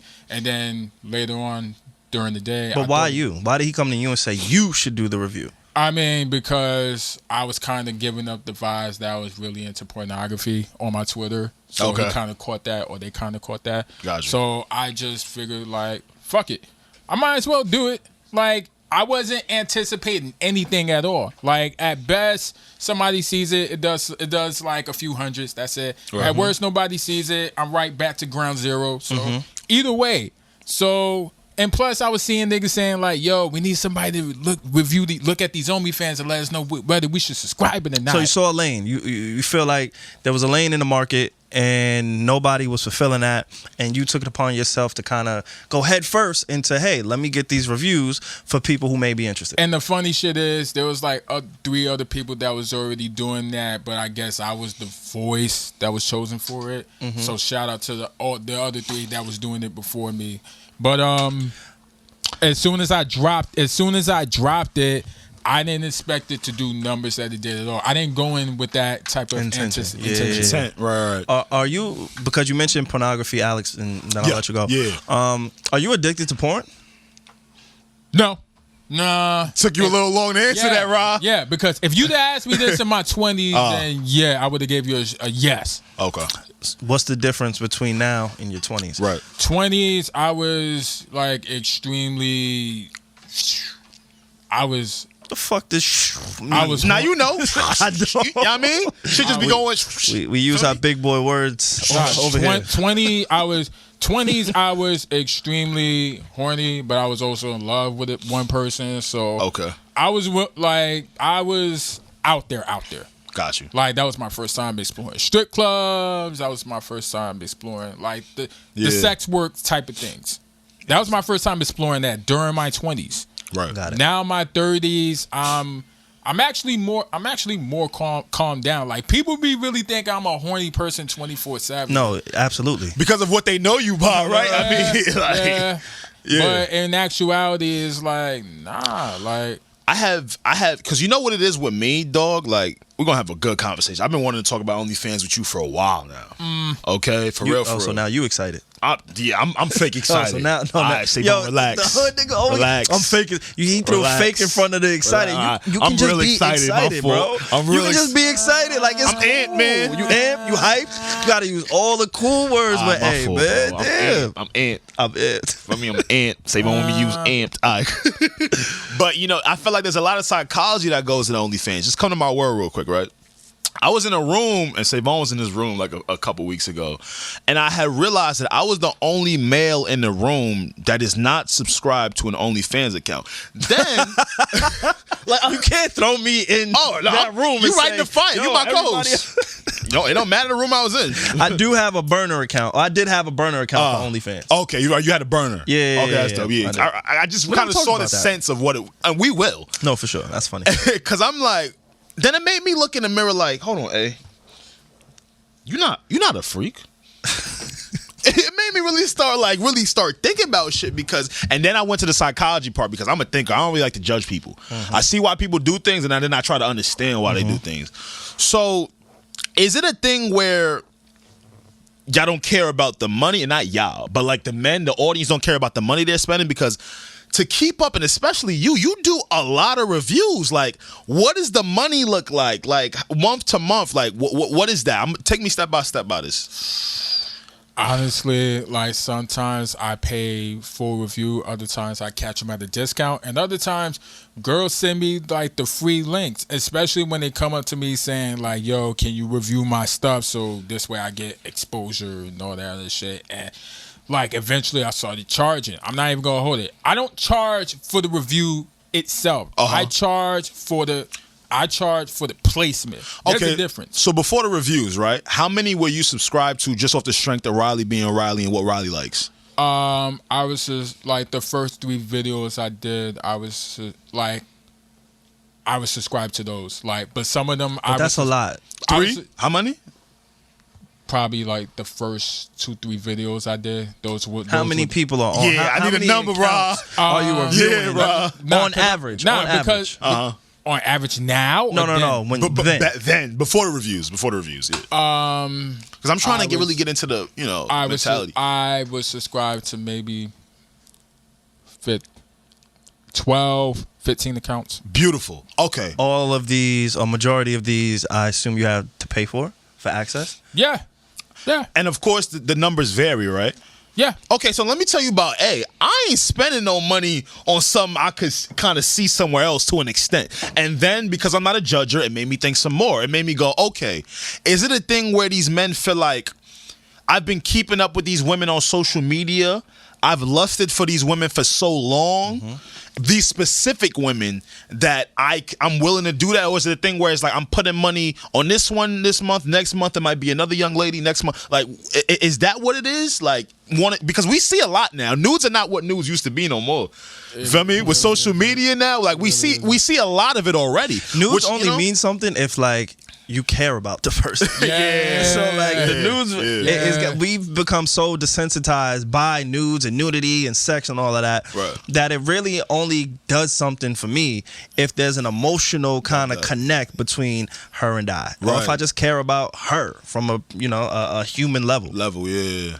But continue, answer Alex's question if you may. Like is it more so that you feel like the men have just quote unquote lusted for particular women and they feel like, I gotta see what the extra look. It is. It's that like you're not gonna see, there's like the girl that's popping, that's the most currently trending on Instagram.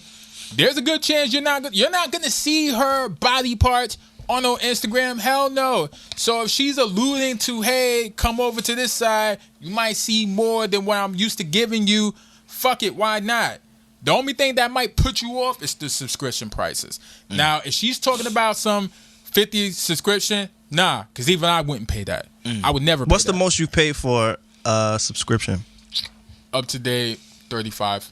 $35 a month.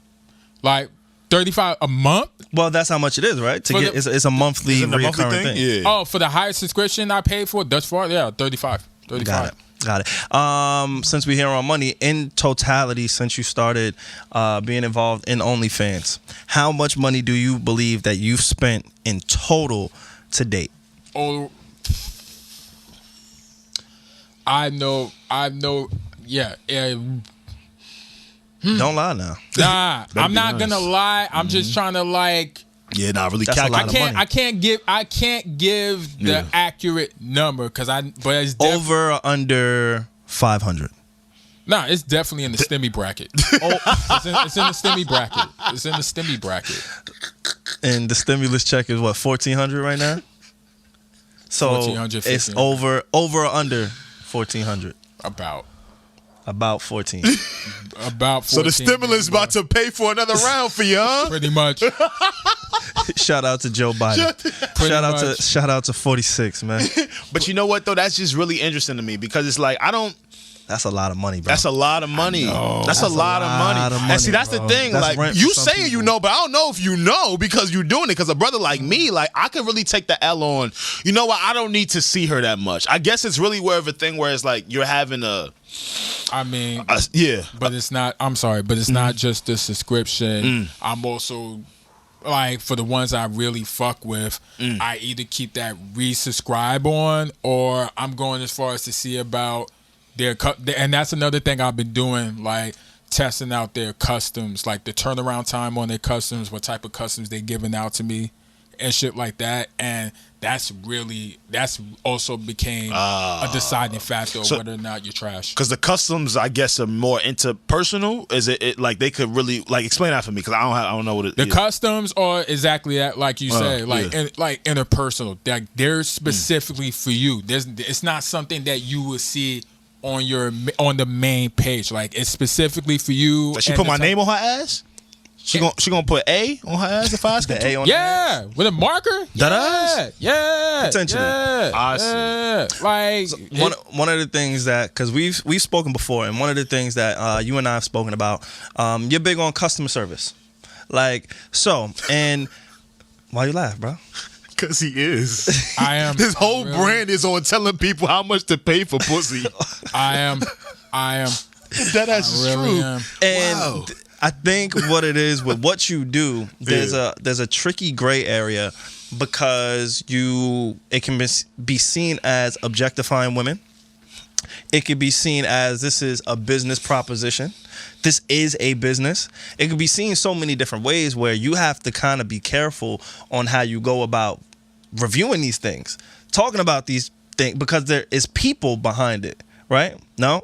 So customer service, when you speak it to me, or when I hear customer service, I think about, damn, I just lost my debit card.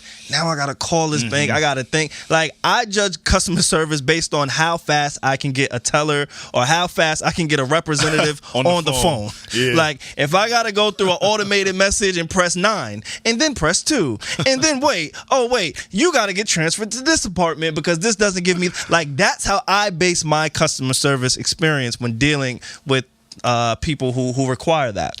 For you, it's a little bit different because it is so personal with people. A lot of these women are regular people. I know there's like Rosa Costa. She just came onto the show. Right. She's a business and she's a brand, and I won't say she's not a normal person, but she's established in entertainment in her world. Yeah. Right? Whereas we also have just regular women who work 9 to 5s who's like, hey, this is a size. Maybe I don't want to do DoorDash. Maybe I'm a woman and I don't feel comfortable going from house to house, random people, random men, getting in my car, being an Uber driver. You know what? The side hustle for me will be, hey, I'm comfortable in my sexuality. I'm comfortable within me. Right. So I'll create this OnlyFans, and now it's up to them to kind of give and take what they want to give. Right? So for customer service for you, what's your gauge on that? Customer service, as far as them, like, well, I keep calling it customer service when really it's like fan interaction. And to me, that's important. Like, it's it's part of the deciding factor or whether or not they want to like keep the rebill on or just want to check it out real quick and they're out. I really don't like when they call their, like, first of all, whenever they do their promos on Twitter or whatever the fuck, I don't like when they refer to men as simps. Like, I don't know. That's why. What they be calling y'all. Y'all still be buying? Yeah, they really be into that. Some of them like that being degraded like that. Some of them like it. I don't. They do? Some of them like it. Come on, vocab. You told them to start speaking. That motherfucker started talking. Big boy word.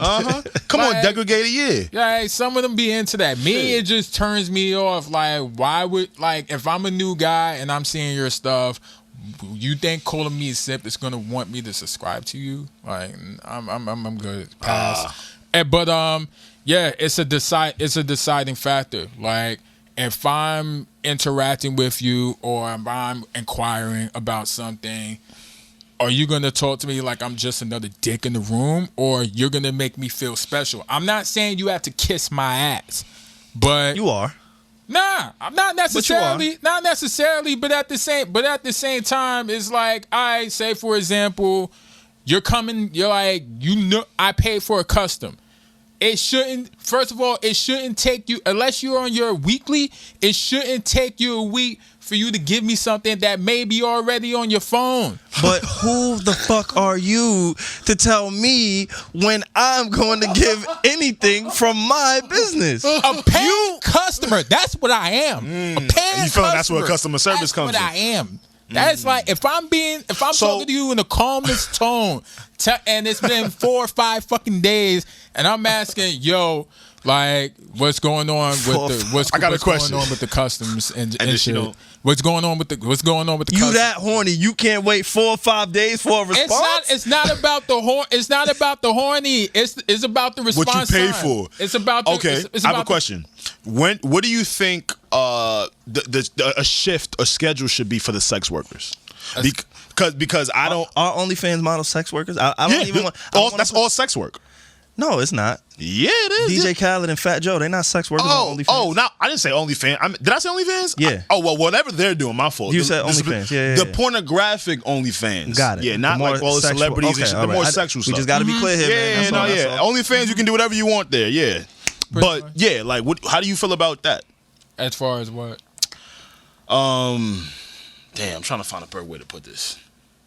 So basically, it sounds like you're trying to decipher if they are actually engaging in sex work. Yeah. Right? Yeah. if they're actually engaging in sex work, what do you think their shift should be like? Because you talking about 4 to 5 days ain't good enough for custom. I don't know what a shift is like for a sex worker.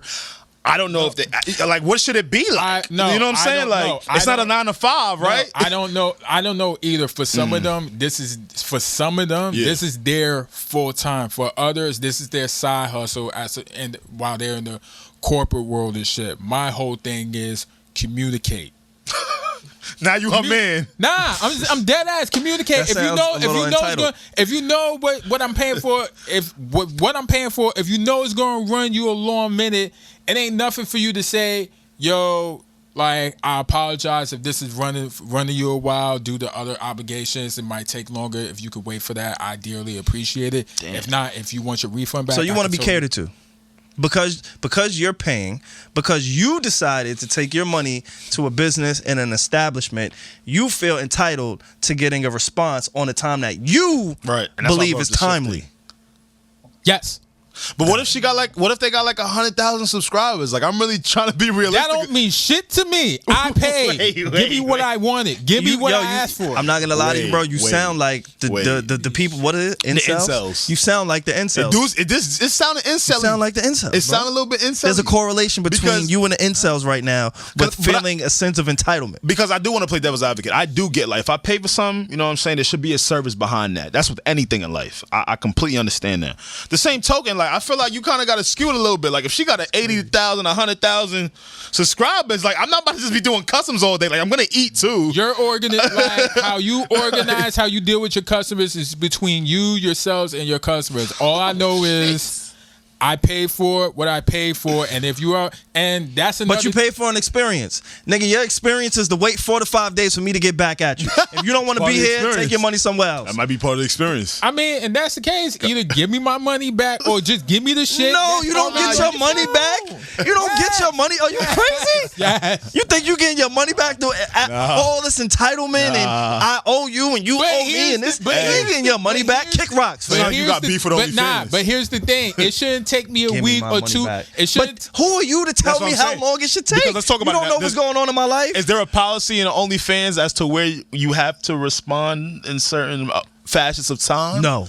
That's my point. The Riley Ritten's rule. Thank you. Riley Ritten's rules. You. And that's what it goes back to. Why I thought about, like, yo, what's that shit for them supposed to be like? And that's where the communication comes in, or at least have that shit on your pin thread when niggas first come in. Like, yo, response time might be X, Y, and Z. Yo, you just want it tailor made for you, for your experience. Yes. For you. Yes. Not for them. I don't care what niggas do, how they respond to other niggas or what their preference is. Just as long as they respond to you. I don't care. And the thing is with customs, I'm not even asking for something tailor made. Just send me some shit out of your phone with you playing with yourself. That's it. I don't give a fuck if you're on your weekly. That don't have shit to do with me. I know every woman has a picture or video of themselves. This is nasty. Going on. This is nasty. What the fuck? Like, yo, Riley, I'm asking for a lie. Riley. Alex, you might have to take the reins on this. I can't do it. I'm almost, because I'm not a woman. Riley. And I've been around women, and if we had a woman here, I'm pretty sure she would be disgusted by the tone. Yeah. Like, I say this when I speak. The first time I ever said this in my life, I was probably around 12 or 13, and I spoke to my mom, and my mom was like, yo, I need you to get to church.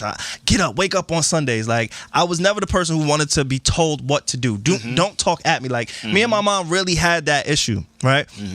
And it's also something that I had to talk to Joe about at some point. Like, yo, it is not what you're saying to me. It's how you're saying. It is the how you are going about it. It is the tone. It is the arrogance in what you're speaking to me. I've always felt that way. That's the thing with the tone. Excuse me. Are you hearing yourself when you're speaking about... Because, again, you just said, fam, I'm not doing business with men.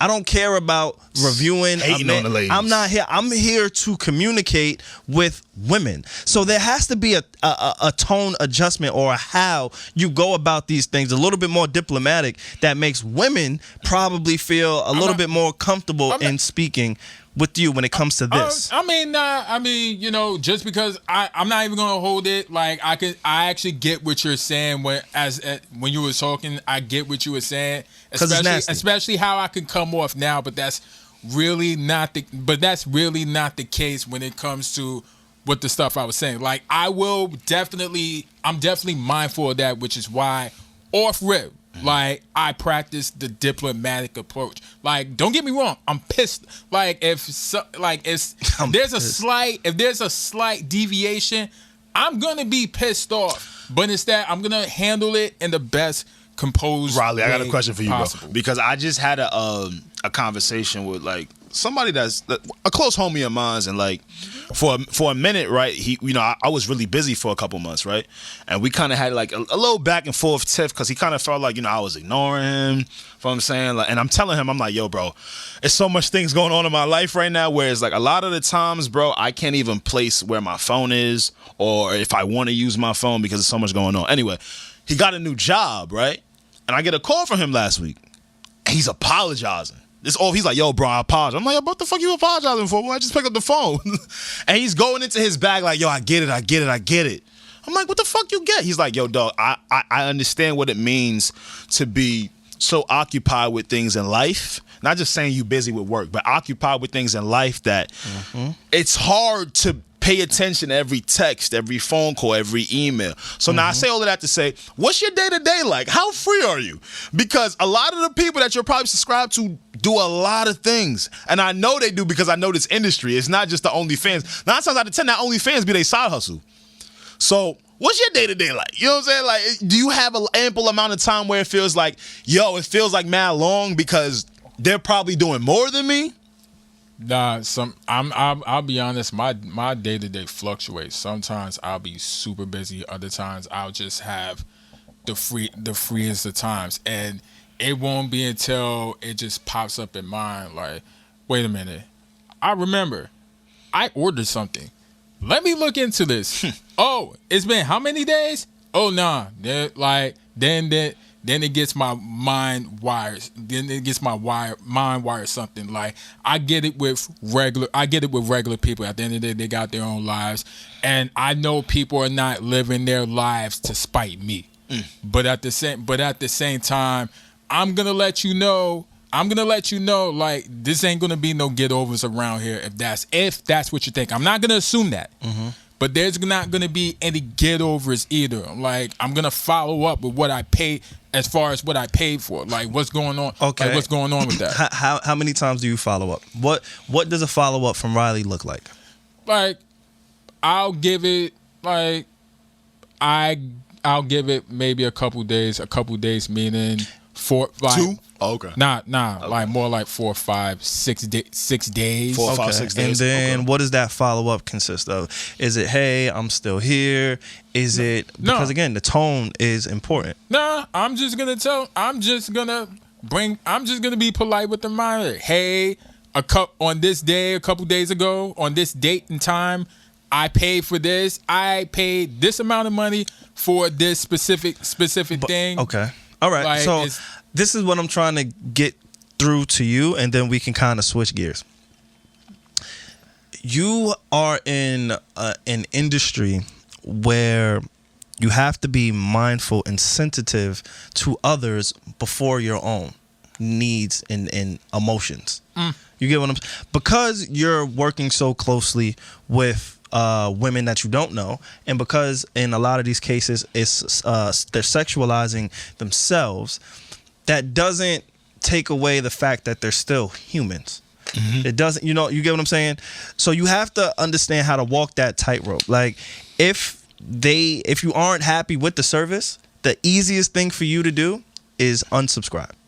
Got a point right there. Anytime customer service do me wrong, I hang up the phone, I get to another service. Voicing your grievances, following up, could come off a way. Yeah. And I'm just speaking from, like, again, a woman's perspective, and it sucks that we don't have a woman here in the room. Yeah. So anybody who's listening, please, we pray that you aren't offended by anything that we're saying. Yeah. But we're trying to do our best here, and I'm trying to understand this as best as possible. You can hit me up with your different perspective. I'm not super close minded. Like, I'm open to hearing perspectives. I'm at that age where I gotta be at least attempt to be open minded before I just shut shit out, because I don't want to be the very thing that I preach against on my fucking social media. You ever call customer service and speak to the rep and realize, like, your beef is really with the policy?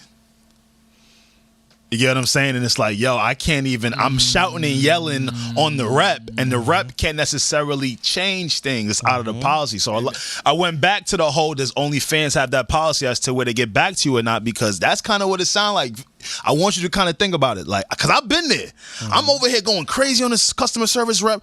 Whole time, customer service rep going to be who they are. Right? Yeah. The policy stands there. Just something to think about, because I don't think you're quote unquote doing this religion. I think you get a little bit too horny, and then on that 6th day when he been trying to, you know what I'm saying? You know what I mean? Lift off for shorty, it ain't there, and he start getting a little frustrated. Me and Alex spoke about this a few episodes ago. It's like control your horny. It's like go to sleep. It, Ra. No, for real. Gotta like sleep, Ra. Just go to sleep. Just drink some water. Go to sleep. Smoke a blunt. I don't know if you smoke. Just go to sleep. Sometimes sleep is the best friend to a man.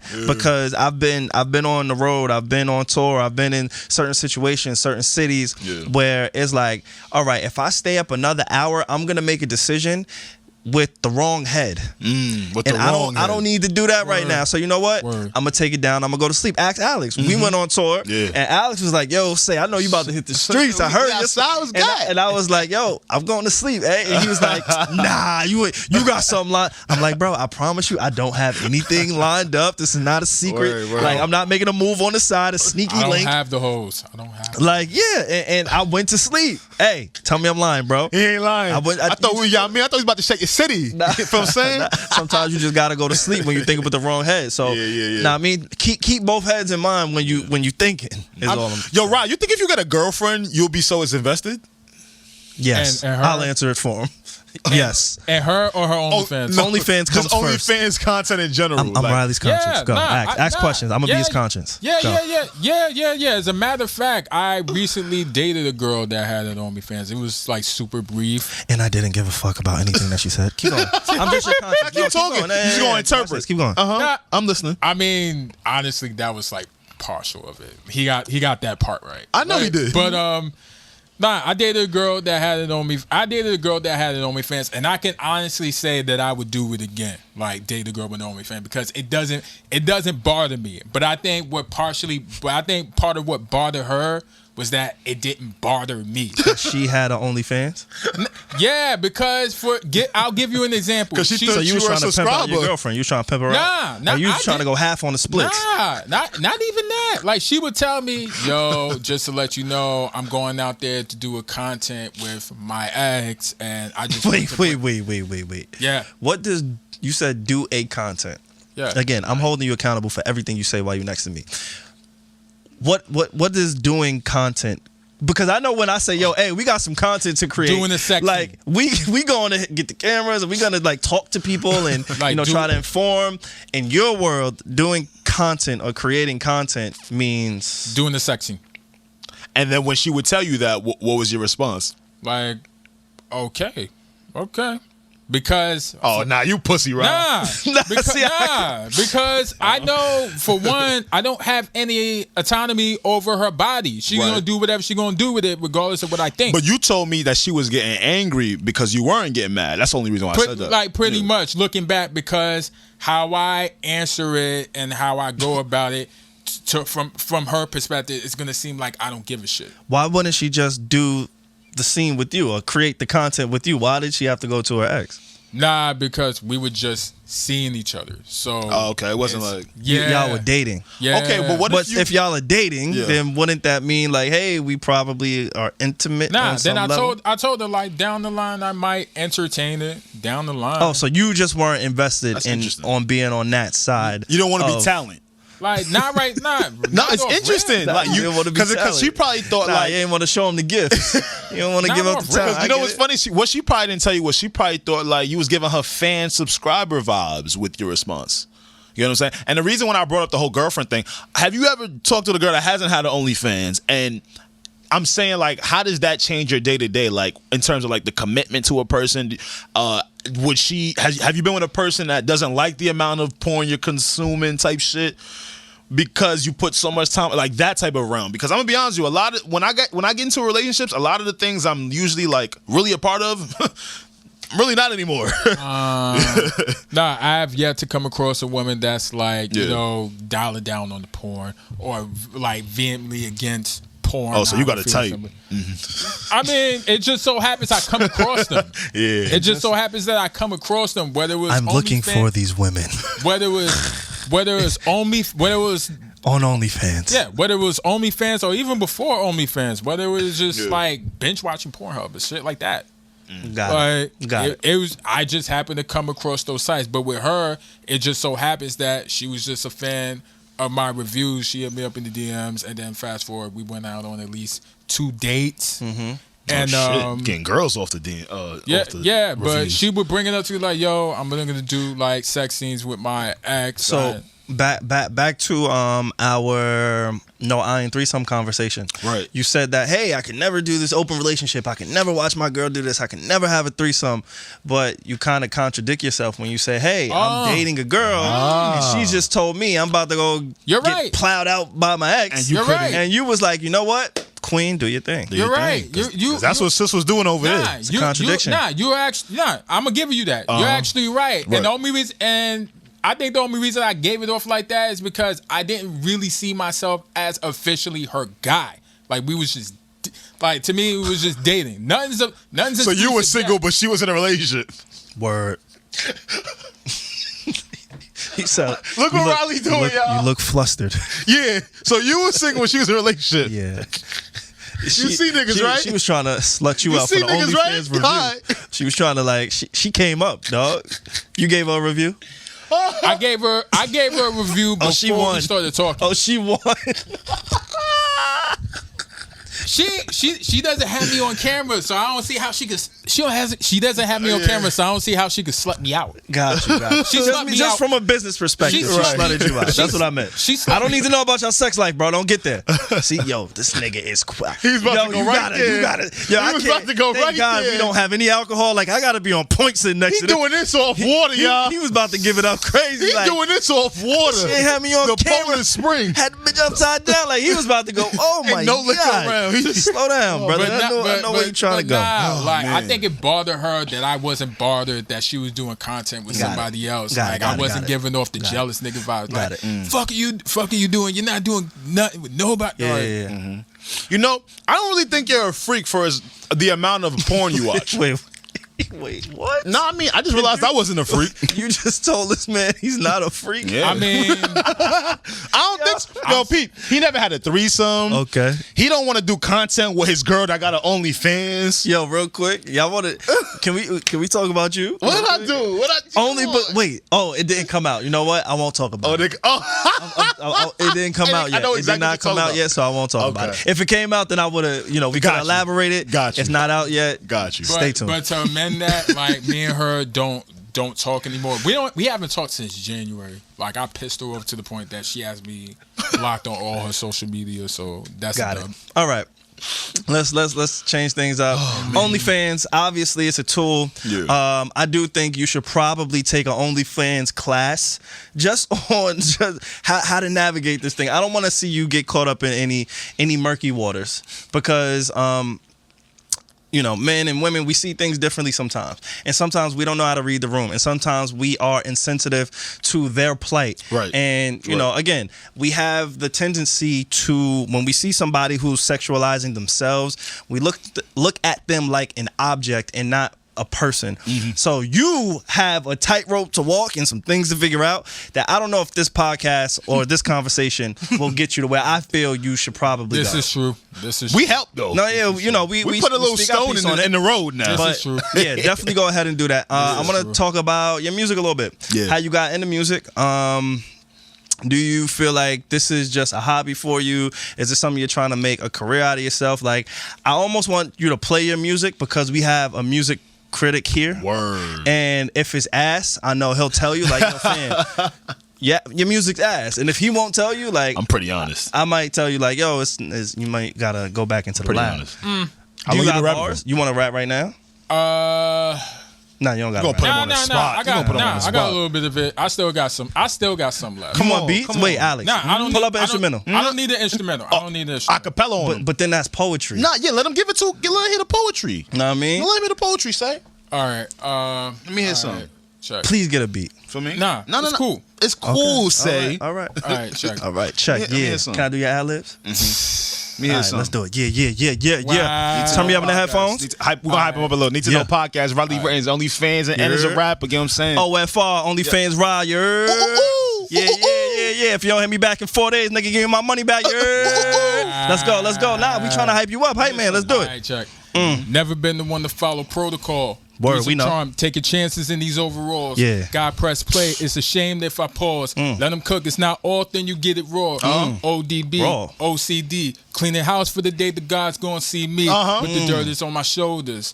I'm trying to warn you up since the world's getting colder. The melanin the color of Folgers. It explains why I'm hyper when I see you in the cipher. Intoxicated scent, I've been riding with a lighter. Mine too dangerous for a Michelle Pfeiffer. Adept to the homage, too broke to pay the piper. Full lips, here I come around on the appeal. Keep your lips sealed for the fifth. What's the deal? Yeah. Hold on. That's what you was holding in? Salute. You got all of all this woo talking. You doing OnlyFans? Hold on, it sound like you trying to liberate the people. Nah, he's not. He's actually oppressing. I said it sounded. He's oppressing the people. But you have... Nigga hopped in his Fred Hampton bag. Nigga started talking about some, the woes of my people and my people. You know what I'm saying? Hold on. All right. Rest of the people. Okay. Hold on. So you kind of like conscious rap a little bit, no? Am I off? Am I off there? That's the weird shit. I don't feel like a conscious rapper. But do you feel like your content is conscious material? You gotta know. No. I gotta hear it over a beat. Me. No, I don't feel like I'm conscious. Like okay. when I hear conscious, we know. When You have no conscience. Exactly. You go to sleep peacefully. Exactly. When I hear conscious, I think of Common and Kendrick Lamar, like J. Cole and them niggas. They get horny too now. Conscious niggas get horny too. See, the way they trying to put conscious niggas in a box. Don't do that. The way y'all seen Talik. But they can spin it off to where it sounds respectable for women. Me is hard for that. Yeah, exactly. You can't be respectable for women. Exactly. Bro, I'm trying to help you, fam. Like, you can't say that. We trying to market you, Rob. But it's honest. Nah, I'm not gonna lie though. You got some balls though, bro. Thank you. You definitely got something there. So what's up? You working on some? I ain't gonna lie, bro. I can't feel it if there's no music. There's no underneath beat? it, bro. Like I heard what you were saying, and I saying get some it. shit. Like you were saying some shit, but it's like I need to. You said I'm melanin like Folgers. I ain't gonna hold you. But yeah, I'm actually I recently dropped a project last year called The 12. I actually have something in the tuck to follow up with that, but I want to give it a proper rollout. And as soon as I figure out what that is, then I'm expensive, isn't it? It doesn't have to be. That's the thing. That's a common misconception. It doesn't have to be expensive. A rollout? It doesn't have to be expensive. Just creative. That's it. I like that actually, yeah. Because if it's creative enough, it'll make the impact you need it to. But sometimes when you want it to be as creative as you need it to be, you gotta put the money in it. That's where it sucks. How do you leverage the audience that you found from the OnlyFans world and translate it over to your music? Honestly, I'm glad you say that because I'm just realizing that. I'm just realizing that. Like recently. Like, okay, like I realized just because I have all these people here that I can't just drop shit and expect them to gravitate to that, because the fact of the matter is they're followers. They don't like me per se. They like my content. Oh man, you're getting it, Riley. You're getting it. They don't like me per se. They like my content. So how can I get them to be into me and what I do without compromising myself overall? See, being a fan is two-sided. Being a fan, you can be a fan of a content and you could be a fan of a person. Exactly. You just hit it right on the head is what I've been trying to tell people for the longest, especially with podcasts now. Like, I've heard a lot of podcasters get discouraged with, yo, this celebrity here is on the podcast. This celebrity there is doing a podcast. Oh, my God, what are we going to do? It's so oversaturated. Oh, my God, oh, my God. I'm like, what y'all don't understand is a lot of those fans like them for what they do and what they've came up to know that artist to do. This is a whole different ballpark. It takes a whole lot to really reel somebody in to kind of condition them to like something else that's not what they were fed. Yeah. So I hear that 100,000%. Yeah, like, and when you say that, the first name that comes to mind when you say that, and I'm not even gonna hold you, Joe. Like, many people didn't gravitate to rapper Joe. He still has a core base, but many people didn't gravitate to rapper Joe. He switched over to media. People love him. They don't like. They love. And he had the allure of his name already. Yeah, but the fact that he was able to make that switch and get not say love, but get the audience that he should have gotten with his rap, they know him for that. And not too many people can do that. If anything, we're still many people still trying to figure it out now, me including. So, like, now that I'm known for this one thing, how can I get people into this other thing and get them into this podcast thing? So now I'm realizing, all right, I gotta get people into me, but at the same time, I feel conflicted about branding in general, because you have to be likable. And in order for you to be likable, people have to feel like they know you. Yeah. But I don't want people to feel like they know me, because they don't know me. Riley, you got to break out of that, buddy. I feel you, bro. But it's like, as a creator, fuck it. Make the content and put it out. You said something about branding, right? Is this going to be like the OnlyFans pod? Like, what should I expect for your pod? Because that's what you got planned next, right? Yeah, I actually have like 6 episodes out. Like, like, for now, it's like a niche type podcast. But it's like a niche type podcast for now, and it might. Go ahead, shout it out. Like, it's called the Riley Randoms Podcast. It's basically, OnlyFans related stuff, sex worker related stuff. Gotcha. And I don't know any and everything in the world, and I tell people off rip, like, so we're gonna learn this shit together. Like, wherever I don't know, you're gonna know with me right on this spot. And whatever I have an opinion on, I'm gonna tell you in a semi-informative tangent. And semi-informative and as well as another thing, for somebody so self-aware, I'm not quite sure how you've found a way to. You're somewhat polarizing, because. I love it. And no, but most polarizing people, I think they are aware that they're polarizing. I'm not quite sure if you've realized that just yet. Not fully. Like, not fully. But I also know, like, in order for me to grow, I have to be, like, it's one thing to be I can't be painfully honest about people and not be painfully honest about myself. Exactly. Which is why immediately the first thing I went into is my teeth. I was very insecure about that.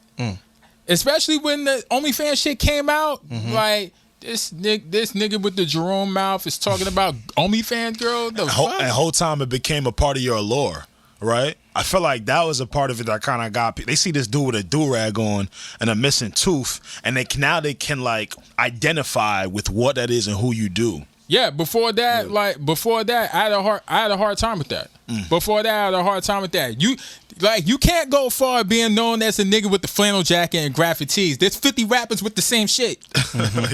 Yeah, I felt that. There's 50 rappers with the same shit. So by me kicking off with that, I mean, like, I at a certain point, I just started taking good with the bad. Fuck it. And it's kind of a weird thing, because we're at the point now where attention is fucking currency.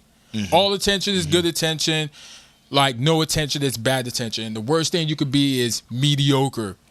Like, the only thing, like, you listen to a podcast, you don't even remember what the fuck you listen to after the fact. See, I don't agree with that. I think that's an old saying. I think it's a prehistoric way of thinking about all attention, all exposure is good exposure, because it's not. And it's really not. And I agree with you on that, because the certain type of attention you get is not worth it, and how your name is attached to that going forward. I don't fully agree with that neither. The only reason I was just saying what I was saying is because that's what the general consensus thought is nowadays, especially with branding. Especially, okay, I can understand that. In the microwave era, that is probably a formula that most people subscribe to and abide by. Like, that makes sense. Yeah, bro, I do have one last question before we let you get up out of here. Have you been to therapy? I was going to ask that too. We in tune. Oh, does group therapy count? Depending in the manner in which that group therapy helped you or, contributed to your well-being and your mental state. All right, time to get transparent. Oh, he getting excited now. Nah, see, don't start smiling next to me, dog. Don't smile and rub your hands. I don't know what that means from you. Now you know what that mean. A review coming. Let's go.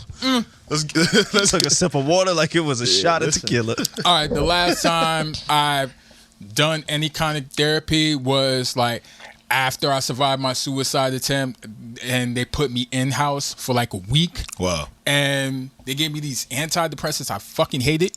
Wow. So after that week out, like they had me do outpatient, and that was like the group therapy. At the time, I wasn't ready to receive it because the trauma that people was talking about there, I grew up with. So that was already normalized by then. So it's not until I'm getting into my 30s that I'm realizing, hey, maybe the shit plays a part as to the reason that I am now. The way I am, right. So I don't want this to be a deterrent from people to getting to know me, because there's times where I really don't give a shit. Like, I really don't give a shit what people think about me. Like, I have those moments, especially strangers. Like, my most common factor is being misunderstood. Like, to this day, I'm still a very misunderstood person, especially from the people I gave reviews to. I'm a very misunderstood person. But at the times where I want people like you or anyone else to like, I genuinely like to get to know me, and you get bits and pieces of me on social media.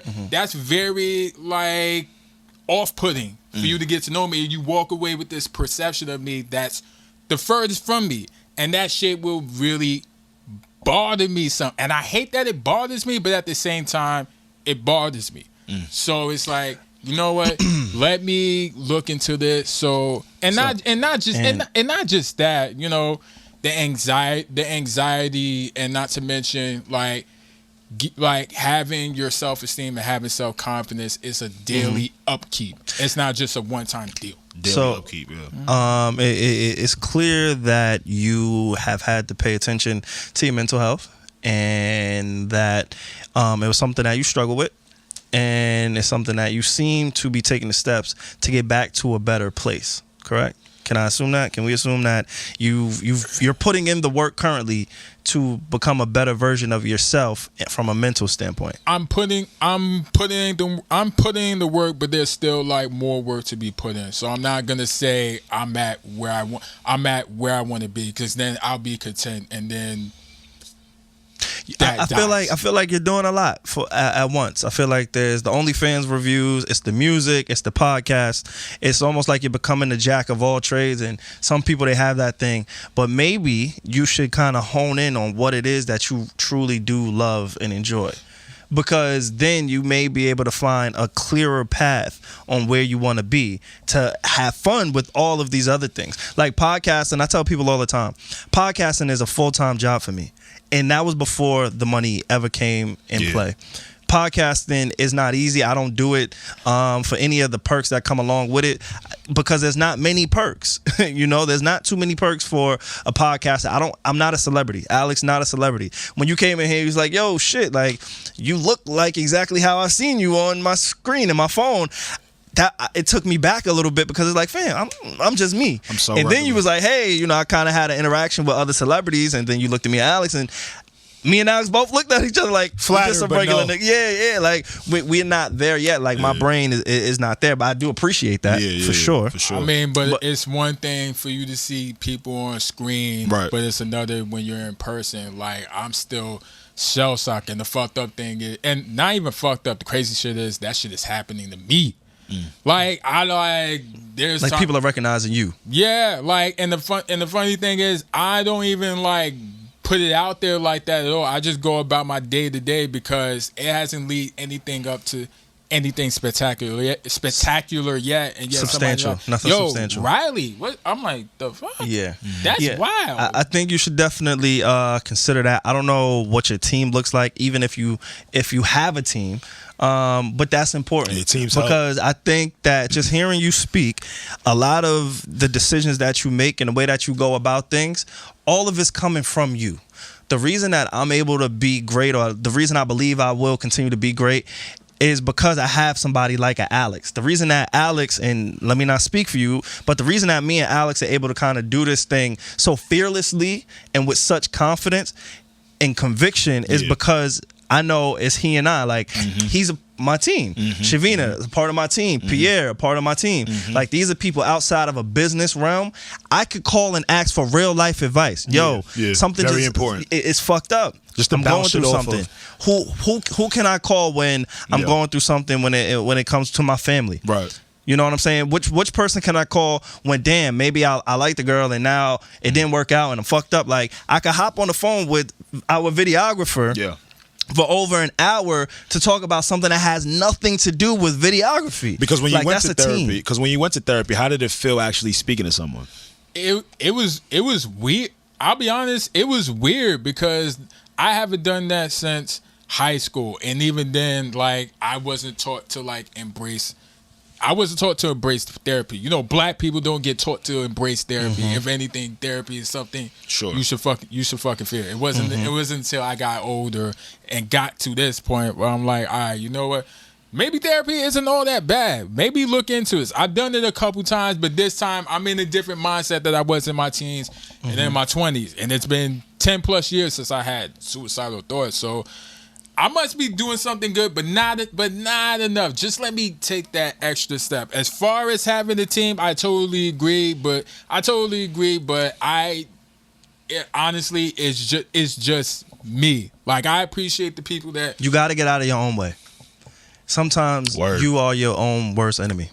And I don't know you on a personal level, but for you to say, hey, it's just me doing this thing, and you're trying to put your hand in so many different content pieces and creative spaces, the worst thing you can do for you is try to do it all by yourself. You overwhelm yourself. And that's only because before OnlyFans shit, I was just mainly doing music. Right. And music is stressful as is. Because you just want to be heard. And it's a lot to think about while you're trying to be heard. Yeah. And that was before OnlyFans Review. Once OnlyFans Review took off, that's when I realized, oh shit, music doesn't have to be my only thing.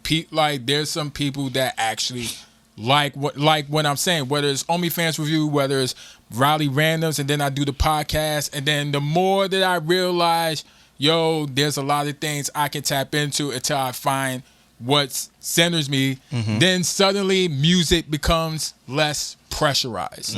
Like, music is still my love. It's just now I don't feel the pressure anymore to do shit. I don't have now it's just you know what, I'm gonna get to it when I'm gonna get to it. It's just I'm gonna get to it on my time.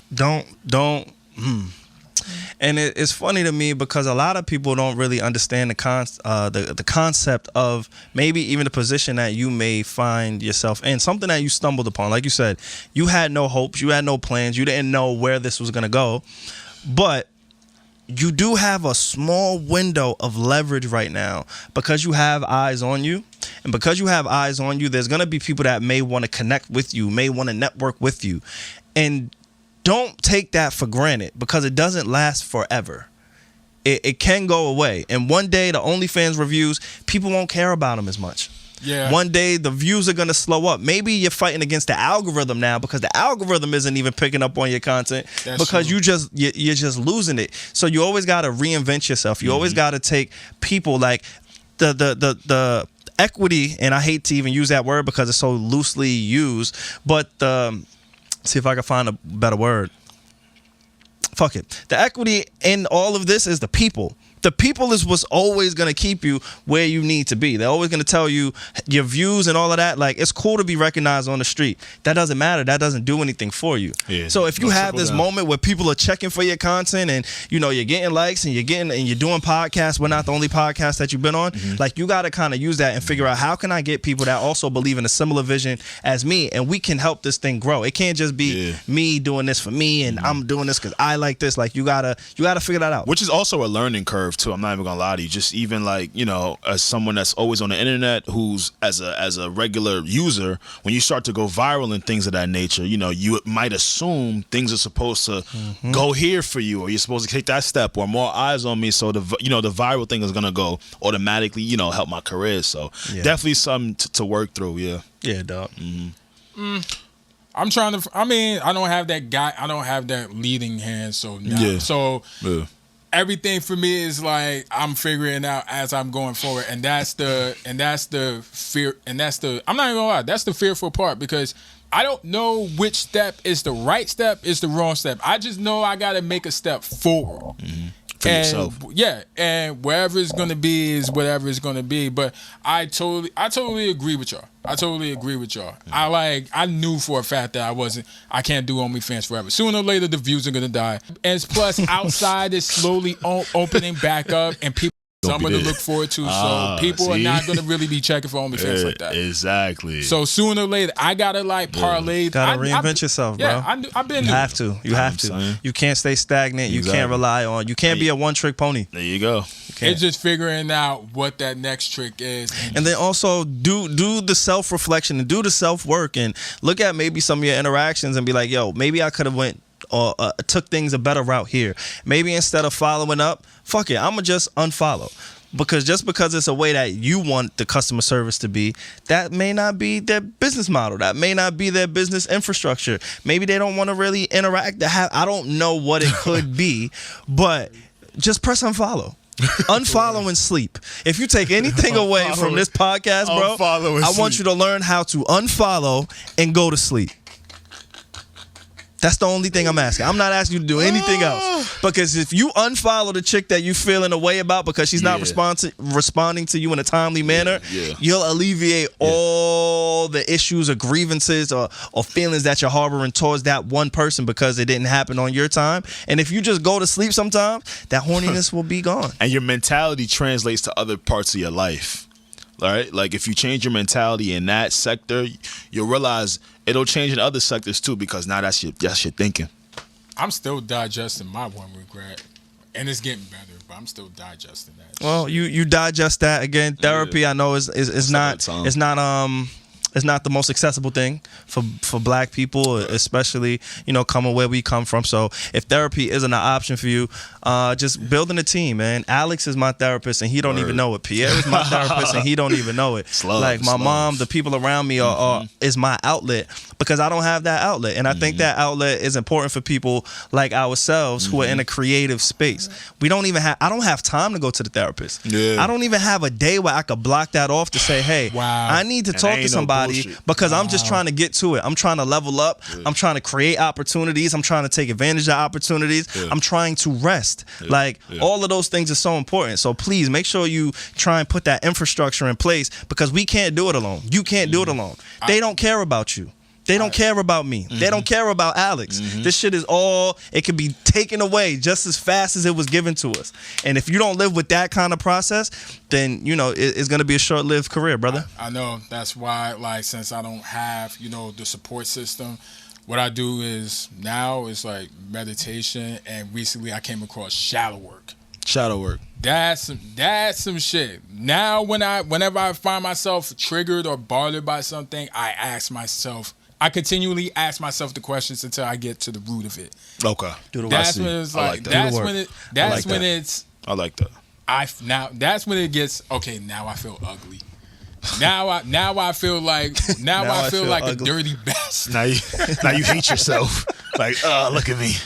I see. It's one step at a time, though. One step at a time, brother. Let me just get my one regret off real quick. Oh yeah. Is it gonna get us canceled? Because I promise I'm not getting canceled. No. Not at the end of the show. No. Okay. What's up? I mean, I already said it on one podcast, so fucking why not another one? My regret is scaring off Ari Lennox, and it's not what you think it is. It's not what you think it is. Like y'all went on a date. Look at what I'm over here getting sad and solemn. You just came off of like suicide talk. I'm like, I bet we about to really get in that bag. Not like that, but not like that. Talk not about like this that, regret, please. Get this off. What? Not like that, but basically coming off in intense, persistent Meaning, Right. Meaning, like, in the sex world, you can't be persistent. Like, Nah, I don't know if anybody ever told you that. Regular. Ari Lennox don't even got an OnlyFans. This is way before OnlyFans popped off. Oh, it's way before OnlyFans too. Yeah, Okay. like, So what you do to Ari? Yeah. Nah, Ari. but see, I hate when I tell niggas this story, and I always get that look and tone. Like, what did you do? I almost don't want to hear it. Like, I almost want to tell Alex, like, hey, welcome to Coming to the Need to Know podcast. I kind of want to know that. Like, you might have to like tell us off air, and then we can like punch back in. I kind of want to know. We could cut it. I want to know. Yeah. Let's go. Nah, but short story short, like, I was just bored, so what I would do is I would Go to sleep. No. I'm sorry. Go. I would just go to the Discover thing on Instagram and just comment on random Instagram stories. And I just commented on Ari's because she was just happened to listen to John Coltrane of Love Supreme. That's what's up. And I identified it with Mo Better Blues because I at least seen that movie like 3 times. Okay. And we started building off that, and that one day we were just DMing each other. You and Ari Lennox. Yes. Just going back and forth. Yes. Oh shit. Keep going. Yeah. We were just DMing each other until 4 a.m. This is when she was like working on Shea Butter Baby. Oh wow. And and we was just for the couple of days or a couple of months, whatever, we would just DM each other back and forth about asinine shit. And this is before like it really like not gravitated. This is before it really set on me that I'm talking to Ari Lennox. Like, I knew who she was by name, but it didn't really like click with me. Like, click with you didn't me. know she was like really out here. Yeah.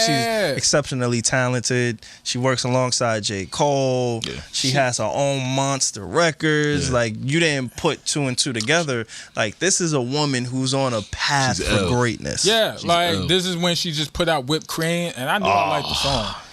So it just, but as me talking to her, like, I'm like, yo, she's really grounded. That's what it really dawned on me. Like, yo, she's a one of one. She's grounded. Like, So how did you go from there to being muted by her? Nah, you And know. how do you know you're muted? I don't know when I'm muted. Nah. I know when I'm blocked. You can't really tell. Can you? Right? No? I don't know. There's what you can't really tell, but there's just certain things that click for me. Like, I went on her live once, and normally she would know that I'm on live based on my comment. I was just commenting on certain shit. I still have the fucking soundbite of when she saw one of my clips. She followed me one time. And she saw when I went on another podcast and I was just saying shit about massage parlors. And yo, this makes me laugh to this day because I put it on one of my recent albums, and she was like, "You go to one of those hooker spots? You a little nasty." But Riley, you still ain't said what you did yet. Oh yeah, nah. That's what I'm hearing. Mean, nah, like, ain't no, I know you not. What's up? Wait, Nah. You set the hammer. You got the connect on the massage parlors? My back a little tense. I ain't gonna lie. Like, I might have to go figure that out. Man. Not those massage parlors I go to, but nah, Okay. no, Oh, your joints come with a little something at the end. yeah, Okay. All right. but that had nothing to do with Ari. But the real reason is, like, I was being persistent. I was being I was being persistent, and I wasn't really mindful of it because I just really enjoyed talking to her. Right. And you know those days where people don't talk to you or don't respond to you and shit. Yeah. And I was just Following up. and following. You have to stop following. I got to be Yeah. naming this episode. Like, I'm not. You have to stop following up. I'm listening, Rob. But there was the thing. That's when the fear kicked in because I didn't want to be a distant memory. I didn't want to That's not up for you to decide, brother. I realize that now. Homie fell in love with Ari Lennox. He said, "No, don't go." I feel you, King. That's Shea Butter Baby. Exactly. Wait, he couldn't lose Ari. In my mind, it's He like, never had Ari to lose. Exactly. That's what I'm trying to say. And Like, in go to sleep. Yeah, you gotta go to bed, bro. Like, exactly. Go It to was like sleep, in my nigga. dark Oh, man. dark ass world. Yeah, You're the yeah. One bright Light. Please don't go. And y'all was just DMing the whole time. It was just all DM exchanges. Yeah, to the point. Interesting. Nah, to the point where like she asked for my We number. gonna get like, you into therapy, dog. And she asked for your number to talk these things out. She asked for my number. Wow. Like we emailed each other at one point. Oh shit. You gotta yeah. Shit. I think we uncovered some things today that we didn't know. This has been good before. though, and it's dope. And I'm glad this has been really good though. These And we conversations. appreciate you for even opening up for real. You sure. said a lot of shit on here that a lot of people would not say. But you know, the same bro. way you're gonna connect me with your massage parlor, I'm gonna connect you with my therapist a little bit. Right. Like we could do a barter exchange. Yeah, a little barter. On I know that's cool as long as it's not like $500, $600 joints. Then Nah, you know, We can somebody, figure it out. Yeah, they got Take your online insurance. strategies. Like we gotta get you to Figure that down and out. chop Figure it up that with somebody for sure. That's cool. Yeah. I bet. Rob, man. Hey, you good, bro? Anything you need to get off? I feel like we learned a lot on this episode. We went good. into the OnlyFans world. Like I said, my burner account was done for research purposes. I'm sure it was. Like I'm sure it was. sometimes you just gotta see what it's like in that world. Right. You know? Right. So Yeah. I understand that. And that's for sure. You just gotta pre it. And that's another thing. I had to create a burn account recently. Like it's so bad for me on OnlyFans. Like the second I subscribe to somebody runs away. They run away. they block me within the first 15, 30 minutes. It's happened recently. You deserve it. I'm pretty sure. Unfortunately. But yeah, Alex, I'm cool on everything. I hope y'all took away some things from this episode. Again, Riley, we do appreciate you pulling up and being honest and being open and vocal on just your life, your journey. You know, continue to take care of your mental health. Continue, again, like I said, bro, sleep and unfollow. Let those be the two things that you take away from this episode. Because women, like, and when you just have to read the room. Yeah, that's the best way to put it. You just got to be aware, and bro. being considerate You of gotta be aware. being considerate of what other people are doing. And get a team and get an Alex, man. Like I Get agree. you an A, man. Get you an A. Get you somebody who's gonna hold you accountable, keep you in check, and Right. tell you when you're tripping or when you're wrong. Right. I agree. Because That's love. leaving yourself to your own thoughts and your own decisions, it can lead you somewhere That you where don't you don't wanna really be. want to be. You don't want to find yourself there, whether you mean to be there or not. A word, Like yep. I don't want to see anybody go that route. So please. Take those two things away from the podcast. Yeah. If you made it this far into the episode, make sure that you comment, subscribe, like. We got some surprises for you. Next week is gonna be a really amazing episode. Word. Alex, I can't wait, bro. I'm very excited for next week. Super excited. I don't know if I was excited as Riley today. Nah, yeah. You know what? I forgot. We are not using excited on this podcast anymore. Who's gonna be up here? Who's gonna be up? Yeah, you just got to Might be you again. Wait, no, it won't. But no, wait and see. Wait and see. It's episode 132 on the Need to Know podcast. It's what you need to know, when you need to know. Again, comment, subscribe, like. Let us know what you like. Let us know what you hate. Your boy Save On and the guy Alex. We are out of here. Until next time, next week, God willing. Peace. Gang.